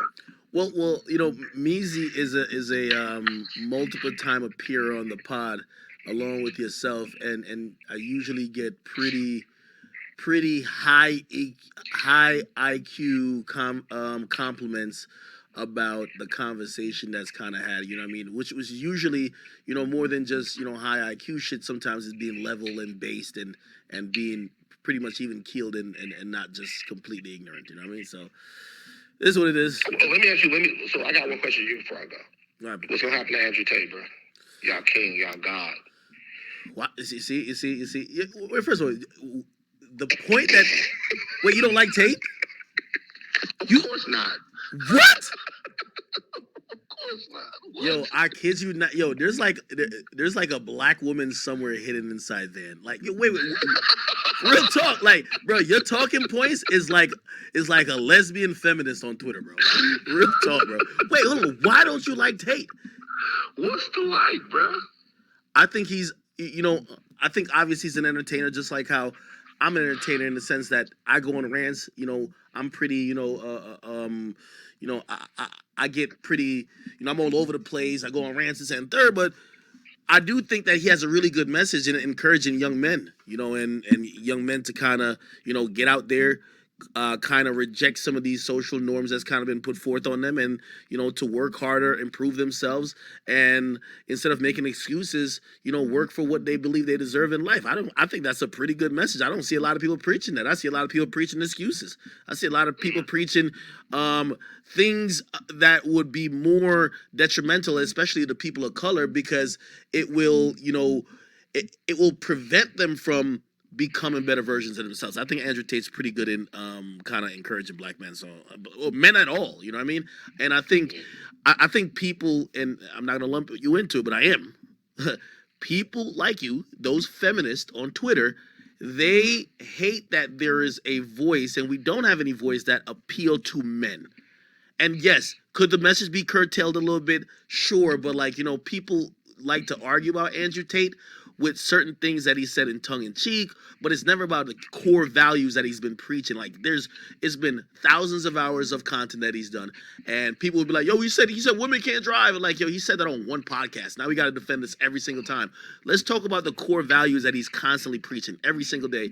I don't see a reason why you would dislike someone that way, other than the fact that you might be scared of their influence over people. And we could see how people felt when they heard the news that, oh, you know, kids were being affected by, you know, some of the things he's saying, and shit, ain't that everything? Like, shit, you don't think no kid is going to school being affected by Young Boy? You know, not to throw my guy under the bus and nothing like that, but Dirk, any of these guys who, again, you know, there has to be some type of culpability given to the parents, right? Like if your kid could just get online and just listen to whatever song or listen to whatever speech or whatever saying by someone, and they go to their school and they're repeating it, are we going to blame these people, or are we going to say, yo, take a little bit of accountability, or at least put some parental controls on your goddamn phone or these devices that the kids are getting the internet on? That's what it is. Let me give you an example of one thing that I heard Andrew Tate said that kind of told me something about him. All right, so I think one thing for me that's a little different, not a little different, because I don't know everybody's life and stuff, but I'll just say one thing that's specific about me. You know that, you know, my dad died a couple of years ago, 2021, lost my father, but I had an example of what a man was. I had an example, like, not of like how to talk like a man or how to look like a man or how to appear like a man. I had an example of like what a man was, like every day, like every single day, like somebody involved in my life, somebody who instilled confidence in me, no matter what anybody else thought about me. I knew that there was one person who had my back. I knew that there was one person that was strong, that was willing to die for me, that was willing to kill for me. And not even that was just willing to listen to me and make sure that I went out into the world to protect people and to hope to be a protector, which I have to do, you know, like a better job of. And I was thinking about something that I heard Andrew Tate say. And what he said was, he said that he was talking about his wife and the kind of woman that he would want. And the kind of woman that he would want would be a woman that would make all of his friends jealous. And he said that what he would like to have is he would like for all of his boys to go out clubbing. And when they came back from clubbing, he would want his woman to make steaks for all of his homeboys. And then that would make his home, like, no matter what time it was, it's like 2 o'clock in the morning. She gets up, she makes steaks for all of his homeboys. And that would make his homeboys think, oh my God, I want to be like you. You have the best woman. I was thinking about what my father would do or what he would say if he came back in the house with his friends and my mama grabbed a bunch of pots and pans and started cooking for all of them. That would never fly. That's not fly. His family is not about impressing anybody else. His relationship with his wife is not about what another man thinks about his relationship with his wife. His relationship with his wife and his relationship with his family is about how he feels about his family, what he shares with them, what he gets from them, and how they come together and what they have. And his legacy and what he does for his people, for his family, for me, my sister, my brothers, my mom, that's about us. And it's not about what nobody else thinks. Because a man, a actual man, sure wants to compete, sure wants to give his all, sure wants to give his best. But he is confident and secure in what it is that he does and how he does it. He wouldn't even want his woman cooking meals for all of his homeboys. What does that prove? What is that about? I would be willing, what I wonder is what Andrew Tate's relationship with his father was like. I wonder who raised him. I wonder what made him think that his manhood was something that he had to project out of the middle of his chest for everybody to see. I wonder what makes somebody go, hey, everybody look at me. What makes somebody go, hey, everybody pay all the attention to me. Because where I'm from and how I am, and for guys that were raised with, that's not what manhood is. What manhood is about is excellence, dependability, reliability, and connection. And that comes from the responsibility that you have to the people in your life, how they can show up for you, and the fact that you know that they won't exploit you. So when I see him over there,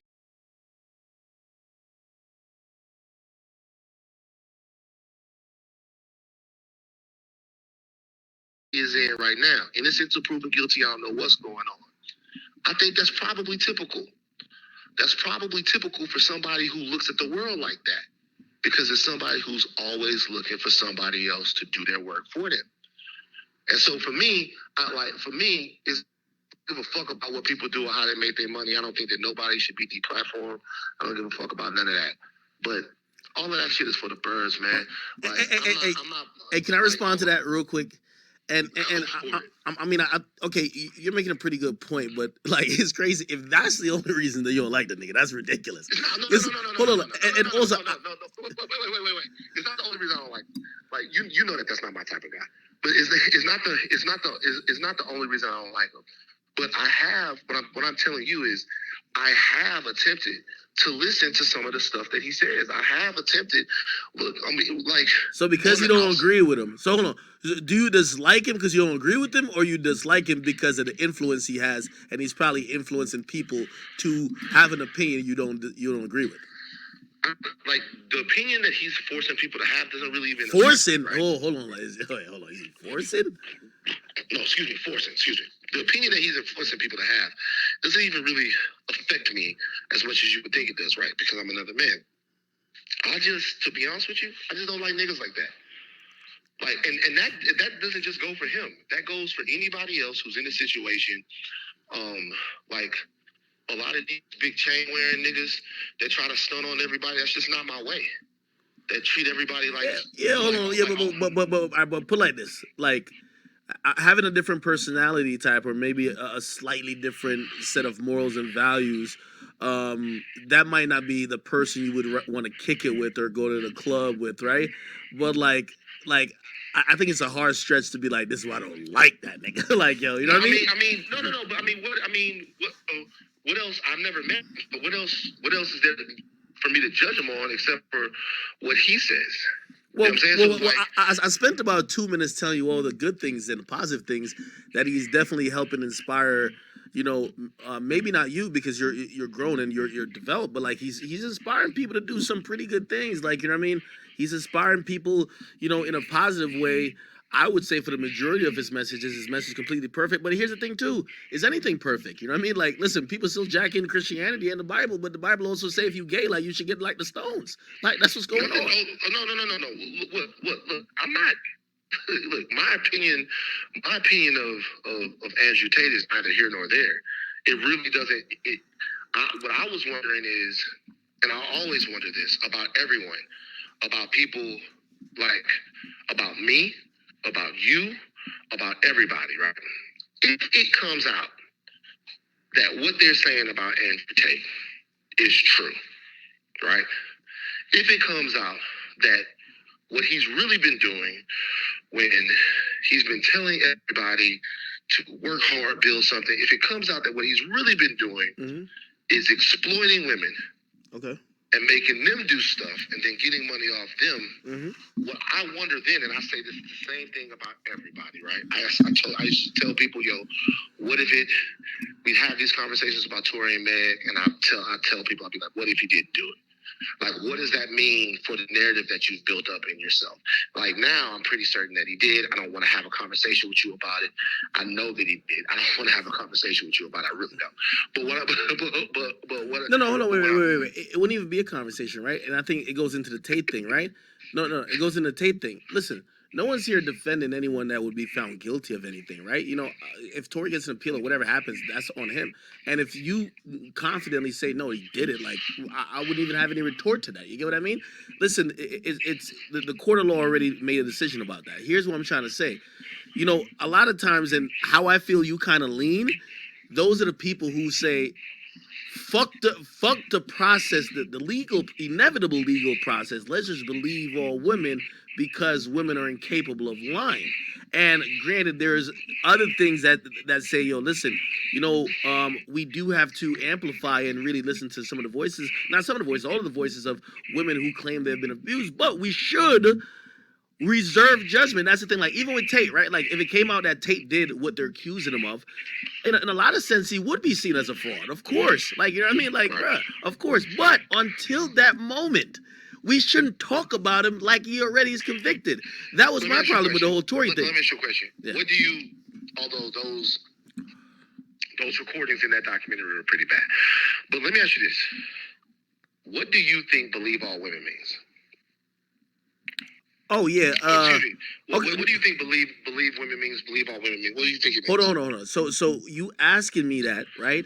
I have to also extrapolate to what I've seen other people in the storyboard of most conversations concerning women usually say, right? Okay. So for me, if it's just a personal ask, it would be obviously when a woman comes out and says anything, despite no matter who and how powerful they are, we should treat these situations seriously, and we should make sure their voices are not silenced, right? But that has also morphed, right? Believe all women these days, if you follow the narrative, you ever been on Twitter? Believe all women means if somebody says something about Drake, and even if they never met Drake, you're supposed to believe her until Drake prove otherwise. You get what I mean? That's basically what it's turned to. Now, granted, Okay. So, and the reason why I asked you this is like, because the believe all women thing is similar to Black Lives Matter as a slogan to me. Because it's like anything else, right? Anything can be spun, any narrative, any definition can be spun for what it is that people need to either empower it or discredit it, right? There are several cases, high profile cases of, like if you have the Duke lacrosse situation, where a woman says that she was abused by a Duke lacrosse team. It didn't happen, right? Didn't happen. But I think believe all women is similar to Black Lives, or believe women is similar to Black Lives Matter in that it's a reaction to a societal norm that existed before it. So it used to be a time where a woman would say, hey, I'm raped, right? And she would not get what you just said.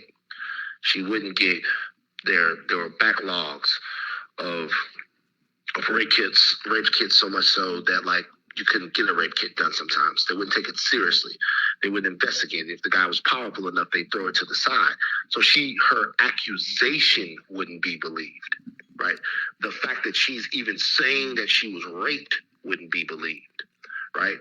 Like there is no way in hell that in my opinion, that what you can say is, hey, through and through, no matter what comes out, no matter what is said, believe somebody when they say something. I don't think that that's the intent of it. If you're looking on Twitter and you're saying that are there some people that are like, for whatever reason, saying, hey, no matter what comes out, no matter what happens, you'll always believe it. Absolutely. All right, let me ask you this very direct question. Let me finish. Because you're giving a history lesson, and we kind of get that part, but it goes down to anecdotal shit though. It goes down to anecdotal shit, right? It doesn't go down to anecdotal. No, it does because if I wanted to give you an actual lesson, there are actual numbers on this. No. I'm not talking about that. I want to ask you just a direct question, right? Sure. So, when Meg Thee Stallion initially came out, I'm sorry I'm using that, but it's like just a high profile case where we know both of them, right? When Meg Thee Stallion came out and said that happened, and then Tory said that didn't happen, what was your gut feeling? I believed her. So even though he said, I ain't do it, because she said he did it, you're like, you just believed her. Yeah, well, so this is the way I looked at it. And this is the way I am, right? If you walk into First Eagle right now or any of these stores and you say that they treated you racist, I'm going to believe you. Even if they say that they didn't, I'm going to believe you. Now, what I'm going to tell you is I'm going to be like, okay, now what did they do? How did they do it? When did this happen? And if it doesn't line up or add up to me, I would be like, I don't know. I think you might be overreacting. I didn't see a reason that she would lie about that. Wait, hold on. Yo, Van, you know what you're saying is really the job of the goddamn police to actually investigate it. You can't. Hold on. Wait. You can't really properly investigate if that actually happened. So if you're blindly believing one person, but I'm not a police officer. If I was a police officer, I wouldn't believe anyone. But what you asked me is, did I believe her? Yeah, I did believe her. All right. But hold on. Listen. Hold on, wait. I also said to you and to anyone else several times in public, I said I also not have a problem not believing her if things don't add up. I said I believe her. She said she's So a victim. it's incumbent on Tory. And so I also said on the podcast, and I was ripped to shreds for it. I said she shouldn't have lied to Gail. I said with the fact that I believed her and a lot of other people have put their belief in her, that puts an extra onus on her to keep things above boards, 100% crystal clear, amazing. And I said that, and I said that's a big thing, and I felt a certain way about it. But I wouldn't have a problem not believing her. Yeah, But when I looked at it, but if you go into a situation I didn't see any thinking, reason she would make it up. I believe it. yo, if you go in a situation thinking A and it has to be disproven before you could even consider B, like, come on, brother. Like, let me ask you this question, right? So hold on. So Javante Davis. But wait a second though. I'm not a jury. You're asking me like that's like asking me if I believe in myriad other things. Like No. you're asking me if I believe Hold on. No. I just want to ask you this question then, right? And again, Sure. see, I got to keep it anecdotal for people to kind of understand your thinking. Okay. So when Javante Davis's baby mama, who this came out on TMZ, the place he used to work, it came out that she said he threatened her life and beat the brakes off of her a couple weeks before his fight. When she first came out, your thought would be after hearing that, oh, he's guilty. He did it. I believe her. He did it. In that particular situation, I'm thinking, like, I'm looking at that and I'm thinking to myself, like, what kind of situation has Tank got himself into? And let me tell you why. There was a video before this of Tank yoking a woman up and dragging her off of a basketball court. Do you remember that? No. Okay, so now you're contextualizing. I'm really asking you. So just wait a second. I'm looking at that and I'm thinking, Tank. I'm thinking somebody who did that, like, could lose control and then hit their girl. Okay. And so to me, it turns out that it's not true, and that's what it is. So you believe it until then. All right. Okay. What about this other situation, right? So Chris Brown was accused of something really heinous, and if he didn't, okay, which is by the luck of the draw, he had text messages that showed that this woman was pretty much not telling the truth. If he didn't have text messages to prove that, and not only prove that perhaps to the cops, prove that in the court of social media opinions, which you also reside, you would have took those allegations at face value and said what? If he didn't have those I would have took those allegations at face value in terms of, if you're asking me, would you believe it? I'd say that fits the pattern of somebody who would have done that. But what I'm telling you is that for me, like literally for me, because number one, I don't. So let me ask you a question. Yeah, like you a hella situation like let me say, just a situation like Justice Smollett. Okay, Justice Smollett is mad at me. I used to know Justice Smollett. He used to be my friend. Right, Justice Smollett's mad at me. He's pissed. Unfollowing me the whole nine. Okay, why? I made a joke about the fact that Justice Smollett lied to the Chicago police. He did. Right. What the hell? So Justice Smollett comes out. He says that something happened to him. I believe him. I believe that happened to him. I believe him. Man, we knew that nigga was lying. So I believe him. I worked at TMZ. Okay? I had conversations with police officers very early that police officers were saying, we don't believe that this happened. We don't believe that this happened. That we don't think that this happened. Like, literally, when I say early, I mean like 2 days after. It sounds like you believe any nigga who making an allegation. So if somebody said, that's kind of dangerous, bro. Like what I'm telling you is that I choose to believe victims, but I think that you're making it more important than what it is. Like I would have, No. Let me speak on that. Okay, cool. Okay, the reason I was trying to get anecdotal with you, right? And obviously these are high-profile cases, so we got to go into. Wait, hold on.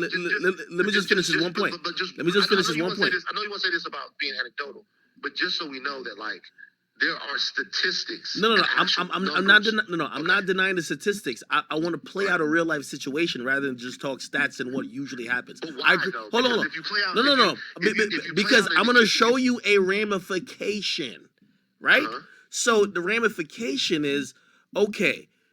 Something happened, right, between Javante Davis, right, and that woman. The woman says he did it. We almost gotta imagine that there's no pattern of behavior. I get what you're saying, the pattern of behavior. But let's say. But you can't though. All See right. what you're doing? All right. Oh my Like, God. there Yeah. is a pattern of behavior. Van. You're like you're trying so hard to wiggle out of this I'm corner. not trying. Hold on. I'm telling you that you asked Nigga, the you gonna question get this about work, today. nigga. You gonna get this work. Hold up. All right. You gonna get this goddamn work. I'm sorry. This is the ramifications I'm talking about. Okay, let me not even. So I'm getting anecdotal, but I'm not gonna use actual people's names because you're gonna try to use some TMZ. Oh well, what about this one time when they were roughhousing? No. Two people, person A and person B. Person A is a woman, person B is a man. Person A says person B did something to them, right? Now, based on what you've been saying, you believe person A because you believe woman, right? Mm-hmm. Okay. Now, let's say you work at some type of leasing office, right? And you have the discretion to admit or reject whoever you want to be, like, this is a well-coveted place, to be a tenant, right? Mm-hmm. Based now on your personal feelings, right? Because you believe women, this dude is an applicant.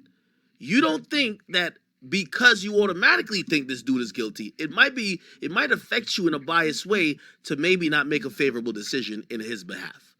And that's in microcosm to that's what happened in the music game when people are accused, rather than they don't wait for, okay, let's see what they say in court. People just automatically start blackballing other things. So there are ramifications. Okay. Well, let's be honest. Let's be honest about this situation. Okay, a couple of things. Number one, in the scenario that you laid out before, there are myriad things that you could be accused of to where you wouldn't get an apartment, right? To where people would look at that and be like, we don't want that person there. Like, if you were arrested for... I get exactly what you're saying. I know, but what I'm telling you is... Don't use those things. Just only think about your own decision. But you gave a very specific example, and what I'm telling you is that... What I'm telling you is that, like in times there are times across the board where an arrest or involvement in something, like, let me ask you this. What if I was the leasing officer and somebody was arrested allegedly in possession of 12 keys of cocaine? They haven't gone to trial yet. They haven't gone to trial yet. They are, in the eyes of the law, they are innocent. Now, as a leasing officer, right? Just wait a second. Before I carry out this scenario with you, at least you're talking about an arrest, my nigga. In some of these other cases, it's just accusations. One person says this, the other person said it ain't happened. So in the case, and that's another thing I'm about to say in the case of Javante Davis. In the case of Javante Davis, right, nothing happened to him. Javante Davis had a fight. The fight went on. Wait, hold on. He went to jail. What you mean that happened to him? I know. But like, what I'm telling you is that all charges. So what I'm telling you is everything that happened. So that weekend in jail was just cool. It was just whatever. Like, he just got to. It's just par for the course. She lied on him. She admitted she lied on him. She admitted. You tell me. What I'm telling you right now is, in terms of the ramifications that you're talking about, like something that would cost somebody, it didn't really cost him anything. Now, if you want to say he was inconvenienced for the weekend in jail, I get you. But Tory Lanez was... Wait, hold on. No. Wait. Let me finish, bro. Tory Lanez was arrested. And also, I want to make sure that we know this. Had Tory Lanez had any other problems with the law before this? Oh, so now you're just making it about Tory. Okay. No, I'm asking you. Oh, man. I'm not. Hold on. intervening in- All right. So what happened to Tory Lanez? Listen, what happened to Tory Lanez prior to this? All right. Just tell me. All right. Okay. So now you're asking a question. I'm gonna answer it, but I'm gonna answer it fairly. Tory Lanez has had issues. He was arrested for drugs and guns before. Megan Pete was also arrested for prior domestic violence incidents as well. Fantastic. Right? Fantastic. I'm glad you brought that up. Were any of them deplaylisted then? Tory? Yeah. Before, in their arrest before. Whoa, wait. Before Tory got arrested? So listen. Meg had been arrested before. Tory had been arrested before. Were either of them deplaylisted before then? Before, like, did he get deplaylisted when he got into trouble with the law before? The answer is no, right? No, and she wasn't popular back when she got in trouble. Who All right. me? So this is my point. My point is the nature of Tory Lanez's crime has to do with the profile of the person accusing him. I've seen rappers be involved in incidents with women, rappers be involved in murders, rappers be involved in all of those things. More than anything, what Tory Lanez faced was a PR nightmare. And the PR nightmare happened because Tory Lanez was in close proximity to a violent incident with one of the most famous women in the culture. That is a fact. Van, you are a great spin artist. The next question. The reason why Tory Lanez was it's not like these rappers, these labels go around caring deeply about how rappers treat women. They still playlist Kodak Black. So like it's not like they go around, and that's not a diss to Kodak. I'm just telling you. Wait. Hold on. Jog my memory. What did Kodak Black do? Kodak Black was accused of something, right? And so they still playlisted him. It's not like in this situation, this woman was world famous, and because she was world famous, like it stirred up the emotions of a lot of women. Now, if you're asking me whether or not I believed her because I just don't think that she would make it up. Okay. Now, All right. Hold on. Wait. If she does make it up, then she made it up, and I'm the first person to be like, "Hey, Tory Lanez didn't do it." Me and you talked about. Wait. Hold on. Wait. I'm asking a direct question. Yeah, let me ask a question now. Sure. Now, I don't want to, because the law didn't say that that's the case. So I don't even want to talk about that, right? Let's not even go into dream world with that. But I wanted to go back to the Javante Davis situation. That woman lied on Javante Davis. He spent a weekend in jail. Should she get prosecuted, or should the DA look into criminal charges because she lied? She lied. I would. Okay. All right. You keeping it fair now. Okay. I mean, to be honest with you, this is the way I look at that. I look at, and this is kind of what got me in trouble on the podcast. I look at there being a responsibility, in terms, like, all of this stuff comes with responsibility, and this goes back to the Justice Smollett thing. If you know that there is hundreds of years of animus against Black people and hundreds of years of animus against gay people, then you have a responsibility as Justice Smollett or whomever else, that when you make an accusation like that the accusation is valid. Not so that we don't believe the next person, because I don't believe in that. Just because. What do you think would be an appropriate punishment for that woman lying on Javante Davis?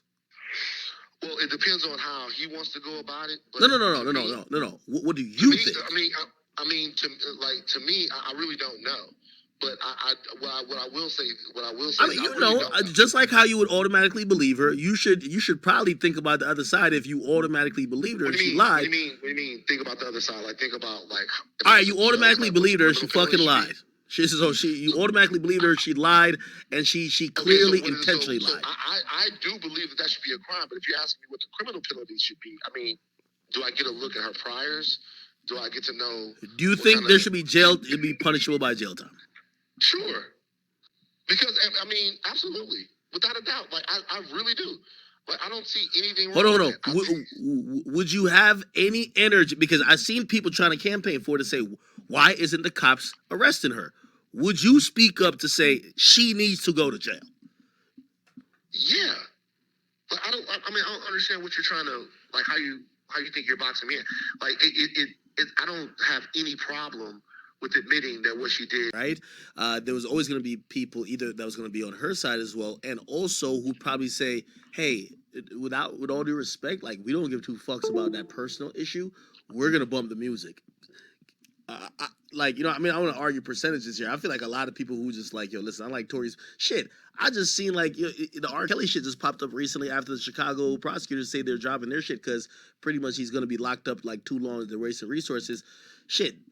Some people, a lot of people with Kelly, I don't even think they think he innocent. They just be like, man, they want to play they bump and grind. Honestly, like some people really don't, like they don't look at the, and I think that happens more when it comes to like rap about violent crimes more than it could be like, you know, domestic violence or sexual shit in nature. Like for example, right? YNW Melly. If like there's some people might be like, yeah, Melly might have done it, but to keep it real, like I'm gonna rock his music because he's just real. Like he could make good songs. Like some people just don't care. They just care about the music in that sense. That's on them. I don't give a fuck if they feel that way. Like it's like it. I mean, I know you know. For anybody that's listening right now, there's a guy named Roman Polanski. He won an Academy Award for Best Director for a movie. I think it was 2003 or 2004, called The Pianist. The movie was starring Adrian Brody. Adrian Brody won Best Actor. When they had the Academy Awards, Roman Polanski wasn't there. He wasn't there because he was out of the country. He was out of the country because he was on the run for having raped a 13-year-old girl. And not only did the Academy award him Best Director for The Pianist, everybody clapped. And so what I'm telling people is that all of that stuff right there is a recent development. It's a recent development. Don't listen to this person because of what they did. Don't go to this person because of what they did. Now, I'm not saying that there's anything wrong with it, because if you listen or see R. Kelly and you think about the serial grooming and rape of a bunch of different young black girls, the thing that gets me about R. Kelly is that, you know, I hear a lot of black men defending R. Kelly. R. Kelly's victims. Yo, Van, you are a tangent king, brother. Like, listen, like you about to bring the conversation like off path. So what I'm telling you guys is, if anybody still wants to listen to him, that's not a black thing. Yeah. That's not a whatever. People been doing that across the board. Yo, Van. Been doing that across the board. It happens all the time. Van, you are a tangent king. Hold on, wait, hold on. You spoke for a while. Hold on. Yo, the point is this, brother. You feel me? Listen, you identify with the entire woke mob. I'm gonna say in certain. No, and there's nothing wrong with it. All I'm just saying that a lot of times those that are jumped straight to conclusion people, and I understand why you would probably say and vocalize thoughts that you don't fuck with or you don't like somebody like Andrew Tate, because that's the type of nigga that everybody who woke hate. You get what I mean? Like so of course it's more groupthink. For me, what I had to do with Andrew Tate was take the time to listen to Andrew Tate. So what if the nigga want his wife to make some steaks for the boys after they come from the club, man? Hey, bro, y'all want y'all women to be... No, hold on. It's not y'all. Hold on, it's not y'all. That's his. You know what's funny? I even like watch like Fresh and Fit. You know, I look at Fresh and Fit, and I kind of look at what's going on, and I look at everything that happened with Fresh and Fit, and everything that happened with Fresh and the girl, and how you and him had this little back and forth that was based upon the fact that neither one of you guys really believed what the other was really saying. What are you talking about? Wait, hold on. Is he now he's just capping? What are you talking about? I'm not. No. I'm not. So look. So Fresh has a situation to where he claims he's this way with women, right? Okay. And then you see a hole in that. No. That's not the point. No. Hold on, just wait. You see a hole in that because he's not really that way. Because really, what he is a human being like any other human being who can fall victim and subject to feelings. And There was a girl that was on Seeking Arrangements or whatever the fuck site she was on or whatever, and guess what? He liked her. So he was around with her, having fun. You saw little ways to poke at him and fuck with him about it because you realized that all the bravado that he was talking about was bullshit. No, that's not what it is. That's not what it is. That made him your fucking friend. Hold on. Tape you in a moment that was so fucking bad and threatened your career. All of this toxicity is stupid for no reason, and you got two people really fucking with each other. Van. You like context. That situation was less about what he stood for or whatever those values that Fresh and Fit or Red Pill Dudes was saying. It was more about being a content creator. Let me tell you this. I've gone around. No. Wait, hold on. No. You gonna let me finish? No, hold on. I don't believe you. Hold on. I'm gonna tell you why. Wait, hold on. I'm gonna tell you why. I've been around a lot of people, and especially newer content creators. They all build up an image. That they're scared to go against. And at times, we're all humans. It's not only about red pill shit. You know, I tell some of these Twitch niggas, bro, be yourself, bro. Like, it's cool. It took me a while. I used to feel like I had to project certain shit until I realized I could be my fucking self. The conversation with me and Fresh was that, bro, you could be you. You could say something. You could be seen as a hypocrite at times, too. It's not necessarily about just what you preach. It's just in life. You get what I mean? Listen, I've been a content creator for. But what you're saying right now, you're agreeing with me. No. What you're saying is you're encouraging him to be himself. No. Wait, hold on. No. You're poking holes in the narrative that he has about himself. You No. put that up, and then I listen to a stream of you and him going back and forth. I'm Yo, Van, you just be talking, Van. Van, you gotta pass the ball when you're talking. You gotta pass the ball, brother. Yo, okay. Wait, listen. I'm trying to explain it to you. Now, you could try to conflate the issues and say whatever. But again, my point with him, and if you want to interpret it as, that's me poking holes into whatever, I don't look at it like that. I look at it like, yo, bro, at the end of the day, I've told my audience that I've been done with women and get right back with them. And like, now here's the thing. Now, if I told them that and they're all rooting for me and blah, blah, blah, bro, I'm the type of nigga, I don't care. Like, I will still have the woman come on screen or I will still show love to that particular woman. I don't let the audience, let me tell you this, in content creation, I know a lot of people that when they finally get an audience, because I used to be that person, you let your audience lead and you follow. No good content creator will ever have a long-lasting career letting the audience lead. And that's the lesson I was giving to him. I don't give the lesson to the other person who he do the show with. Yeah, so... Because the other person lead. I feel you. This is what I think. What I think is, them niggas, I think you look at them niggas. You don't like them. That's what happened, man. Yo, son. Yo, we gonna get you on an episode. Yo, I'm gonna get my. But I wanted to do it before they went off on black women, and then I'm like, nah. Oh my God, bro, they go off on every. Listen, is it only black women? Is it only black women, or did they keep the same energy for every woman? So no, I'm talking about what they was talking about. They don't fuck with black women, whatever. I just can't. But look. Let me finish though. Like what I think though, this is what I think. And even if you don't know this, I think that you look at them and they talking all that shit. Like we do this, we do that. We hard on these hoes. We the best looking niggas in shape. They do not say that. We gotta do all of this shit. And whatever they say, like there's a certain woman we don't fuck with. You saw hypocrisy and you blasted it because it to you, it looked like those guys weren't authentic. And let me tell you my overall point in this. My point is this. Yo, man, you projected what you think about it. Hold on. Let me. So you do that to him, right? He holds that.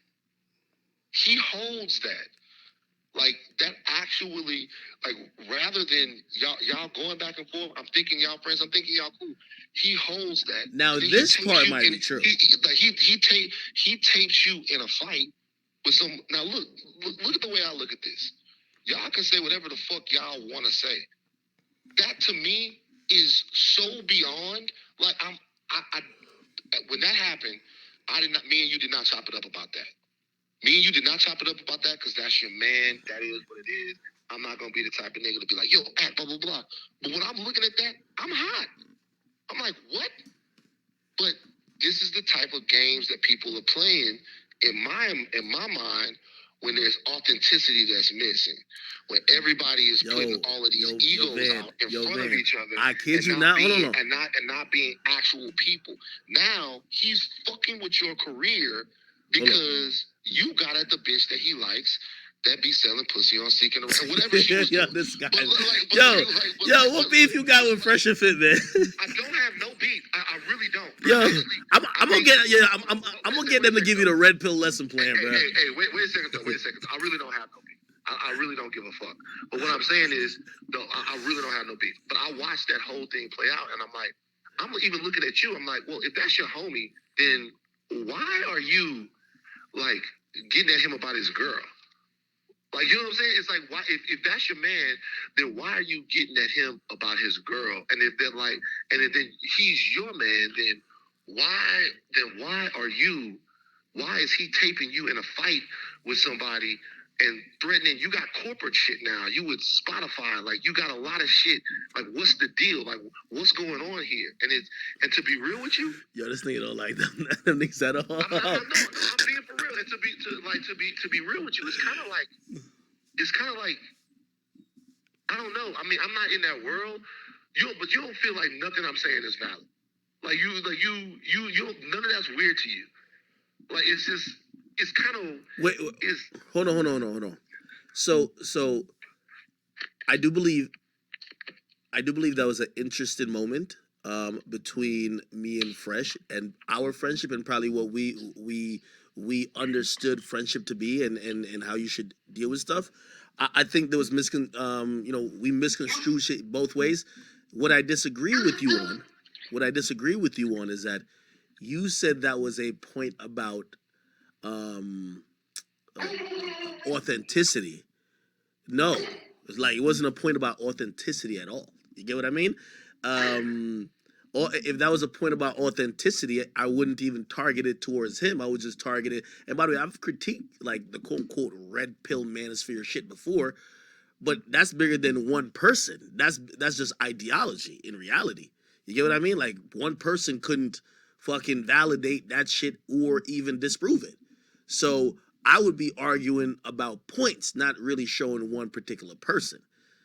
So anyway, like I feel you. Like I'm gonna have them get you on the show, man. I think you want to be on After Hours. That's it. Bro, let me tell you something, bro. You want to be on After Hours debating the girls. Let me tell you something, man. I really don't. You know what I'm saying? I don't care about. I don't care about their hustle. They obviously have stuff that they're doing that everybody likes, and it's not a big deal. But I just think it's interesting the way you guys relate to one another. It's not even so much about like whatever they talking about. Because to be honest with you, bro, like that has more to do with how old they are than it has to do with anything else. Like everybody has been in the situation in life where they haven't really found somebody yet that and you don't always treat the woman that you're with or the women that you're with in the way that you would want. You're always not the best partner, but a lot of what they're talking about, they just young. They just young and they in Miami. They're young and they in Miami and they think the set of values and shit that they have right now are the same values that they're gonna have when their hair start thinning, when they start getting a little bit bigger. They young. I mean, all of that, a lot of this shit just has to do with the fact that niggas are young and wild and go out there and do whatever the fuck you want to do. But I'll tell you one thing, though. Van don't fuck with these niggas at all. I'll tell you one thing, though. Every single man gonna find some woman that's gonna challenge all of that shit that they think they believe. And as soon as it happened to him, everything he thought, nah, man, he like her. Don't matter. Her eyes twinkle. Don't matter why. Her eyes twinkle. Her hair smell like cinnamon. whatever the fuck. She glide on the air. She float on the water. Whatever it is, don't matter. Every single guy's gonna have some chick that you gonna be like, nah, dog, she different, man. Don't talk about her. And if it hasn't happened to you yet, it will. And then the question is, talk all of that shit you talking. And as soon as you saw that in him, you got at him. And immediately, you got at him. You like, and then you and him going back and forth a little Cold War. I'm on the stream when he's talking about the fact that he taped you. And the rest of the chat niggas who I'm fucking with are telling you, yo, why is he doing this? Whatever, man. It is what it is. But Yo, man, I'm gonna get you on this show, man. All right, bro. Yeah, I'm in Miami all the time, bro. All right, let me go to sleep though. All right, brother. All right, peace. Oh man, this nigga Van is a nut. All right, people. Holy shit, what happened to this? Okay. All right, people. Jesus, 131. God damn it, man. You gotta take a piss, all that type of shit. A lot of people say no, he's right, blah blah blah. Right, maybe, I don't know. Put it like this, like even if he's right, bro, like you gotta go debate them niggas on that topic, bro. Like you can't debate me on, I'm an individual. That's why I always say I don't subscribe to like red pill, right? Some of my views might be red pill, some might be blue pill, some might be purple pill, black pill, white pill, green pill. Actually, never green pill. That's that discharge out of that snatch. But anyway, yeah, I don't know, nigga. I don't really give a fuck. All right, man. Yo, listen, man. Once Van get into his woke shit, that nigga say, if a woman tells me something, I just believe her. I'm like, yeah, you got it, dog. Like, he don't be like, all right, yo, you know what? Like, shit, I'm gonna try to see what it is, but I'm inclined to believe it. No, I just believe her. You got it, homie. Got it, homie. You got it. Oh, man. All right, chat. Yo, it's been 6 hours and 35 minutes, man. Thanks to No Jumper, man. They gave us some pretty good content today, man. I can't even lie to you. Like, yo, hey, listen, this was a good one. Sometimes I'm like critical of No Jumper, but I gotta give them their props today. Like today was like fucking, on point. So salute to House Phone, salute to Adam. Shit, somebody got to be sacrificial to get some great content.